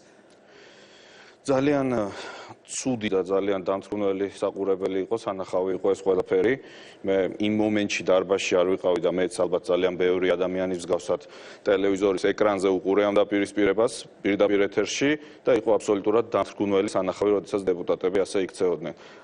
ჩვენ როგორც პარლამენტის წევრებს გვეკისრება აბსოლუტურად სხვა ვალდებულება ჩვენი ამორჩევლის და ჩვენი საზოგადოების მიმართ. ამიტომ მიუხედავად იმისა, რა მოხდა, ხომ შემიძლია მოგიყვეთ ისტორია, რომ ვიღაცამ უმრავლესობიდან შეაგინა ბობოხიძეს, რომელიც ლაპარაკობდა შემდეგ ამან უპასუხა ჩართული მიკროფონით და ასე შემდეგ, მაგრამ არა აქვს უშუალობა. გამართლება არა აქვს არც იმას, ვინც დაიწყო და შეაგინა. მით უმეტეს გამართლება არა აქვს არც კაკო ბობოხიძეს, რომელმაც ვერ მოთხოვა ნერვები და ჩართულ მიკროფონში გასცა პასუხი თუნდაც შეურაცხყოფას. გამართლება არ აქვს არავის. ჩვენი საზოგადოება არ იმსახურებს იმას, რომ დეპუტატები ასე იქცეოდნენ და არ იმსახურებს იმას, რომ ადამიანები, რომელთაც აქვთ მაღალი ანაზღაურება, პარლამენტში ისხდნენ იმისთვის, რომ მაგიდებზე ირბინონ და ერთმანეთს თავპირი ამტვრიონ. ამისთვის პარლამენტში არც ხელისუფლებაა და არც ოპოზიციაა და ამიტომ მე ბოდიშს ვუხდი ყველას. მე მათ შორის ბოდიშს ვუხდი ჩვენ კოლეგებსაც უმრავლესობიდან იმ ადამიანებს, ვინც თავის და უნებურად აღმოჩნდა ჩათრეული, მე არ ვიცი ვინ შეიგინა უმრავლესობიდან, მაგრამ იქ ძალიან ბევრი ადამიანი მის და უნებურად აღმოჩნდა ჩათრეული ამ ამბავში. მე ბოდიშს ვუხდი მათაც და რაც თავარია, მე ბოდიშს ვუხდი ჩვენ საზოგადოებას, იმიტომ რომ ისევ ვიმეორებ, ჩვენი საზოგადოება ამას არ იმსახურებს. და მე შემიძლია გითხრათ ერთი კონკრეტული ფაქტი, რა დაშავდა დღეს ამ ჭუბით. ბევრ სხვა რამესთან ერთად მე არ ვსაუბრობ პარლამენტის იმიჯზე და ასე შემდეგ. აი გეტყვით, გუშინ მაგალითად საქართველოს მთავრობამ გამოიტანა უმრავლესობამ გამოიტანა კანონი, რომლითაც მთავრობა აუქმებს დაუბეგრავ მინიმუმს. ანუ ის რაც შემოვიდა 2 წლის წინ დიდი ზარზეიმით, რომ გაჭირვებული ხალხი ყოველი ახალი წლის დასაწყისში დაუბეგრავი მინიმუმიდან უკან 300 ლარს აიღებდა, ეხლა მთავრობა ამას აუქმებს. გუშინ და გუშინ წინ ჩვენ როგორც ოპოზიციამ ბოლომდე ვიბრძოლეთ და გუშინ კენჭისყრაზე ეს კანონი ჩაუგდეთ, ამ კანონის გაუქმება. და გუშინ ჩვენ ვიყავით ბედნიერები, რომ არ მივეცით ამის გაუქმების საშუალება და 450,000 ადამიანი ამ ქვეყანაში გაისათაც და იმის მერეც აიღებდა დაუბეგრავ მინიმუმს. აი იმის გამო რომ დღეს მთელი ყურადღება გადავიდა ამ ჭუბზე, იმის გამო რომ ამ ჭუბის გამო პარლამენტში შეიქმნა ისეთი სიტუაცია, რომ წარმოუდგენელი იყო იქ ნორმალურად მუშაობა, დღეს კენჭი ეყარა და ეს კანონი იქნა მიღებული. ამიტომ მე ბოდიშს ვუხდი იმ 450,000 ადამიანს, რომელსაც მთავრობა მოუხსნის დაუბეგრავ მინიმუმს გაისად, ბოდიშს ვუხდი იმისთვის, რომ ჩვენ როგორც ოპოზიცია ისინი ვერ დავიცავით. ჩვენ პარლამენტში იმიტომ ვართ, რომ ასეთი ადამიანები დავიცვათ და არა იმიტომ, რომ ვივაშკაცოთ და მაგიდებზე ვირბინოთ. პარლამენტში ბატონო დავით, დღევანდელი სურათიდან გამომდინარე, ძალიან ბევრ ადამიანს გაუჩნდა ასეთი მოსაზრება, ხომ არ იგეგმება ქვეყანაში ვადამდელი არჩევნები. იმიტომ რომ ის რაც ხდება საქართველოს პარლამენტში, ის რაც ხდებოდა დღეს, ბუნებრივადაა ჩვენს ამ კითხვას. რა არის ეს? სახალხოა ეს პარლამენტი? ხალხისთვისაა ეს წემატყება, გინება, რამდენად ქმედი თუნარიანია. ხომ არ ფიქრობთ, რომ მართლაც შესაძლებელია დღის წესრიგში დადგეს და თქვენი მოლოდინი როგორია? ამაზე რაღაც გარკვეული ჭორები მეც მომისმენია, თუმცა თუ საუბარი იქნება რიგგარეშე არჩევნებზე, რიგგარეშე არჩევნების მიზეზი უნდა იყოს არა ის, რომ პარლამენტში ვიღაცას ეჭყუბას.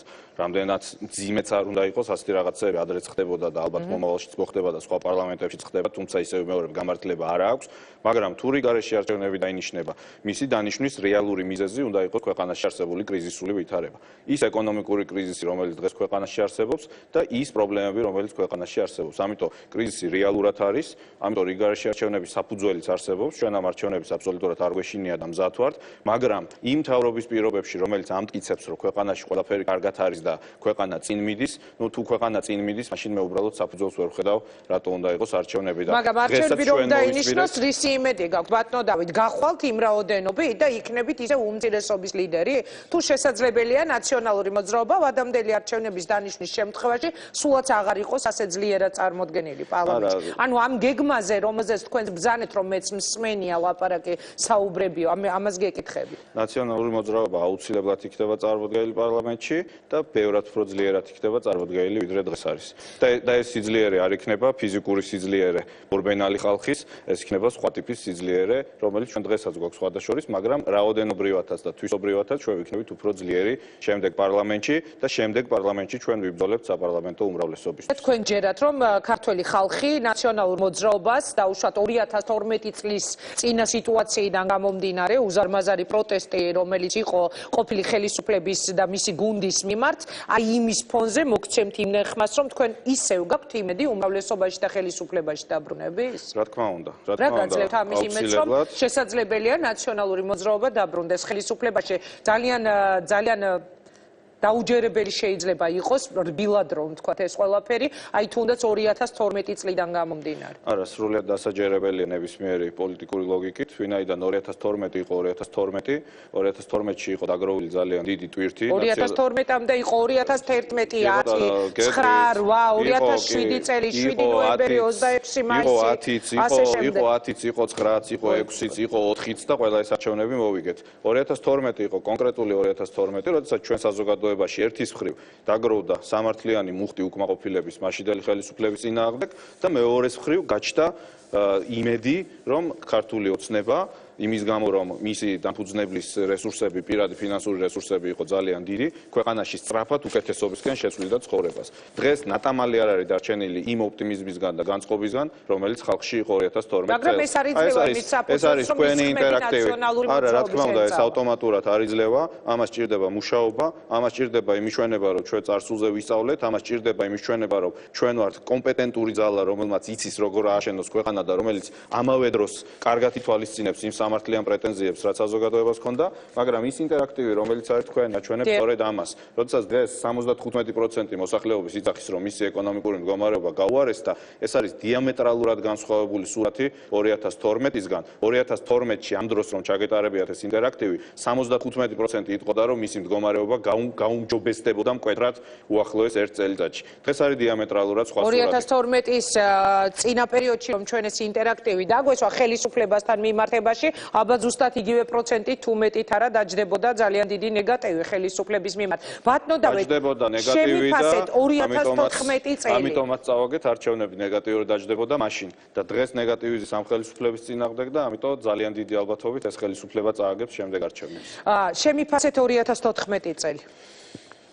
კი ბატონო, მე ავერიდები ხმაურიან პოლიტიკურ სკანდალებს, ვინაიდან როგორც წესი ყველა აფასებს სკანდალებით და შევეცდები შევაფასო იმით, რაც არ ჩანს. რაც არ ჩანს, რაც პოლიტიკოსებს ხშირად გვავიწყდება ამ სკანდალებში, არის ჩვენი ადამიანების, ჩვენი ხალხის მდგომარეობა. თავარი პრობლემა, რომელიც არის ამ ქვეყანაში, უმუშევრობა და სიღარიბე.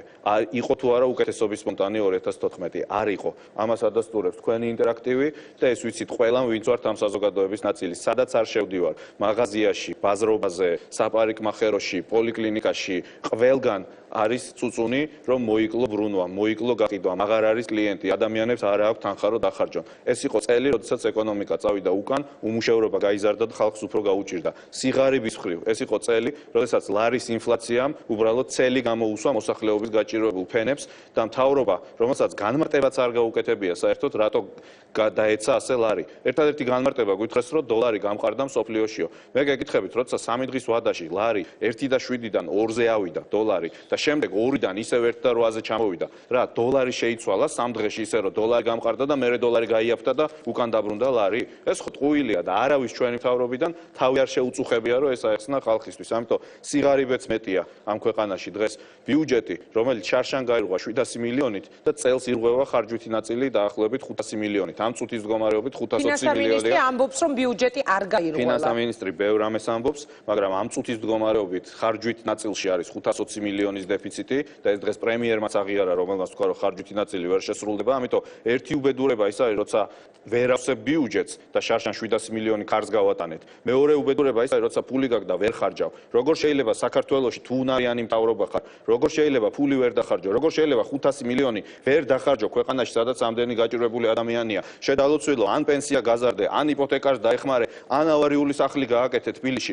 რაღაცა გააკეთე. როგორ შეიძლება გაჭირვებულ ქვეყანაში 500 მილიონი მოგჭეს ბიუჯეტში? ვალი და უზარმაზარი პრობლემა იყო, რომ ჩვენ ხელისუფლებას აბრალებდნენ, რომ ყველაფერს აშენებენ ვალებით. იცით, რომ 2014 წელს ჩვენ ბიუჯეტში იდო 1.6 მილიარდი ვალის აღება. 2015 წელს ასევე ვიღებთ 1.6 მილიარდ ვალს. 2 წელიწადში ქვეყანა აგროვებს 3 მილიარდზე მეტ ვალს. ეს არის ის ყველაფერი, რაც ამ ქვეყანას რამდენი მილიარდია იყო ქვეყანამ ვალი? ჩვენ დროს მე გეტყვით, როცა ჩვენ დავიწყეთ, შიდა პროდუქტის 79% იყო ვალი 2003 წელს. ჩვენ ჩამოვიყვანეთ 34%-ზე. და როცა დღეს გამოდის ფინანსთა მინისტრი და ამბობს, რომ კი ვიღებთ 3 მილიარდ ვალს, მაგრამ ჯერ კრიტიკულ ზღვარზე არ ვართ მისული, აი იმიტომ არ ვართ კრიტიკულ ზღვარზე მისული, რომ ჩვენ ჩამოვწიეთ 34% 60%-მდე ეს ვალი. კრიტიკული ზღვარი არის 60% და ეთავრობა იმ 34-დან წევს 60-ზე. ამიტომ დავასრულებ შეფასებას თუ შეიძლება ყველა მიმართულებით და მთავარი არის ისევ და ისევ ეკონომიკა და ხალხის მდგომარეობა. 2014 იყო მძიმე წელი და მე ნამდვილად ვისურვებდი, რომ 2015 იყოს უკეთესი, ვინაიდან მაინც წინა საახალწლო გადაცემაა, ამიტომ ნამდვილად მიუხედავად იმისა, რომ დიდი იმედი არ აქვს, რომ 2015-ში ამ მთავრობის მუშაობაში რამე რადიკალურად შეიცვლება, მე მაინც ნამდვილად მინდა ჩვენ ხალხს უსურვო, რომ 2015 იყოს უკეთესი წელი, იმიტომ რომ ახალი წელი პირველ რიგში არის იმედის დღე და იმედის სიმბოლური იმედის დღესასწაული, რომ 1 იანვარს უცებ 31 დეკემბერთან შედარებით რაღაცა გაუმჯობესდება. მე მინდა უსურვო ჩემ ხალხს, ჩვენ ხალხს, ჩვენ ქვეყანას, რომ 1 იანვარსაც, 10 იანვარსაც, 20 თებერვალსაც, 28 მარტსაც ყოველ დღე რაღაცა უკეთესობა ყოფილიყოს ქართულ ოჯახებში, შვიდობის წელი იყოს, შვიდობიანი წელი იყოს, დამთავრდეს ეს ერთმანეთის ლანძღვაგინება, დამთავრდეს ეს ერთმანეთის თავპირისპრევა, დამთავრდეს ეს ერთმანეთის ზიზღი და ქართველებმა შევძლოთ ის, რომ გაერთიანებულებმა და გამთლიანებულებმა მიუხედოთ ჩვენ ქვეყანას. აი ესეთი წელი ყოფილიყოს 2015. ძალიან დიდი მადლობა, რომ მიიღეთ გადაცემაში მონაწილეობა. ეს იყო საქართველოს პარლამენტის ყოფილი თავმჯდომარე უმცირესობის ლიდერი დავით ბაქრაძე და უნდა გაგაცილოთ სტუდიიდან ბატონო დავით, დიდი მადლობა და რა რეაქცია გქონდათ, როდესაც დღეს მოისმინეთ ირაკლი ღარიბაშვილის განცხადებები, რომ ნაციონალების სექტად ჩამოყალიბდნენ, რომლებიც მუდმივად არიან ნეგატივზე და რაღაც არეულობის პროვოცირებაზე ორიენტირებულები. სექტანტები პრაქტიკულად ესეთი სახელი შეგარქვეს. ძალიან შევწუხდი, ოღონდ შევწუხდი არა იმის გამო, რომ პრემიერს ჩვენ მიმართა აქ ასეთი დამოკიდებულება, შევწუხდი იმიტომ, რომ პრემიერს ასეთი დამოკიდებულება აქვს საზოგადოების ნაწილის მიმართ. ბოლო ადგილობრივ არჩევნებში ჩვენ თბილისში ხმა და მხარი დაგვიჭირა ამ ორჩევლის 28%-მა. არ შეიძლება პრემიერ-მინისტრი იგნორირებას უკეთებდეს და დასცინოდეს ამ ორჩევლის 28%-ის აზრს. ეს ნიშნავს იმას, რომ ეს საზოგადოება ვერ გამთლიანდება, ეს ნიშნავს იმას, რომ ეს ქვეყანა წინ ვერ წავა და ეს ნიშნავს იმას, რომ ეს ხელისუფლება ყოველთვის დარჩება იმ აგრესიული 10%-ის ხელისუფლებად, რომლისთვისაც მთავარი არის აგრესია და მოწინააღმდეგის ჩაქოლვა. აი ამან შემაწუხა და არა იმან, რომ პრემიერი ჩვენზე ასეთი აზრის არის. ძალიან დიდი მადლობა, რომ მიიღე გადაცემაში მონაწილეობა. მაშას ეს იყო დავით ბაქრაძე. როგორ შეიცვალა თქვენი ოჯახის ეკონომიკური მდგომარეობა? მე ვემშვიდობები პარლამენტის ყოფილ თავმჯდომარეს. მადლობა, რომ მიიღეთ გადაცემაში მონაწილეობა. დასმული იყო ასეთი შეკითხვა, შემოსული არის 46179 ზარი. რეკლამის შემდეგ დავბრუნდებით პირდაპირ ეთერში და ერთად შევაჯამოთ ჩვენი ინტერაქტივი არ გადართოთ.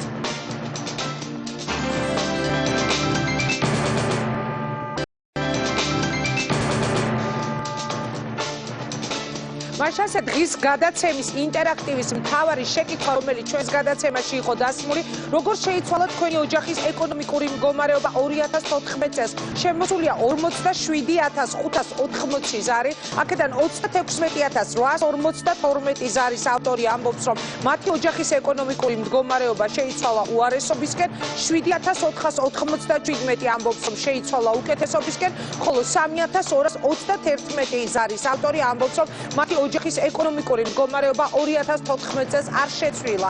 ასეთი იყო წლის ბოლო რეაქცია ჩვენს ეთერში. ვთქვი, რომ დღევანდელ გადაცემაში, სადაც წლის შეჯამებას ვახდენდით, მონაწილეობა არ მიიღო ქართული ოცნების არც ერთმა წარმომადგენელმა. უფრო სწორედ, რომ დავაკონკრეტო, ჩვენ გქონდა მოცემული პირობა, რომ 2 დღის განმავლობაში ვიცოდით, რომ გადაცემის ბოლო სტუმარი უნდა ყოფილიყო საპარლამენტო უმრავლესობის ლიდერი, თუმცა როგორც ხედავ, წლის ბოლო რეაქცია სრულდება ისე, რომ წლის შეჯამებაზე ქართული ოცნების მხრიდან არავის უსაუბრია. თქვენ მოისმინეთ, ვფიქრობ, ძალიან საინტერესო განცხადებები დღეს დღევანდელ გადაცემაში. მე გადაგიხდი ყველას ძალიან დიდ მადლობას, რომ გვიყურებდით.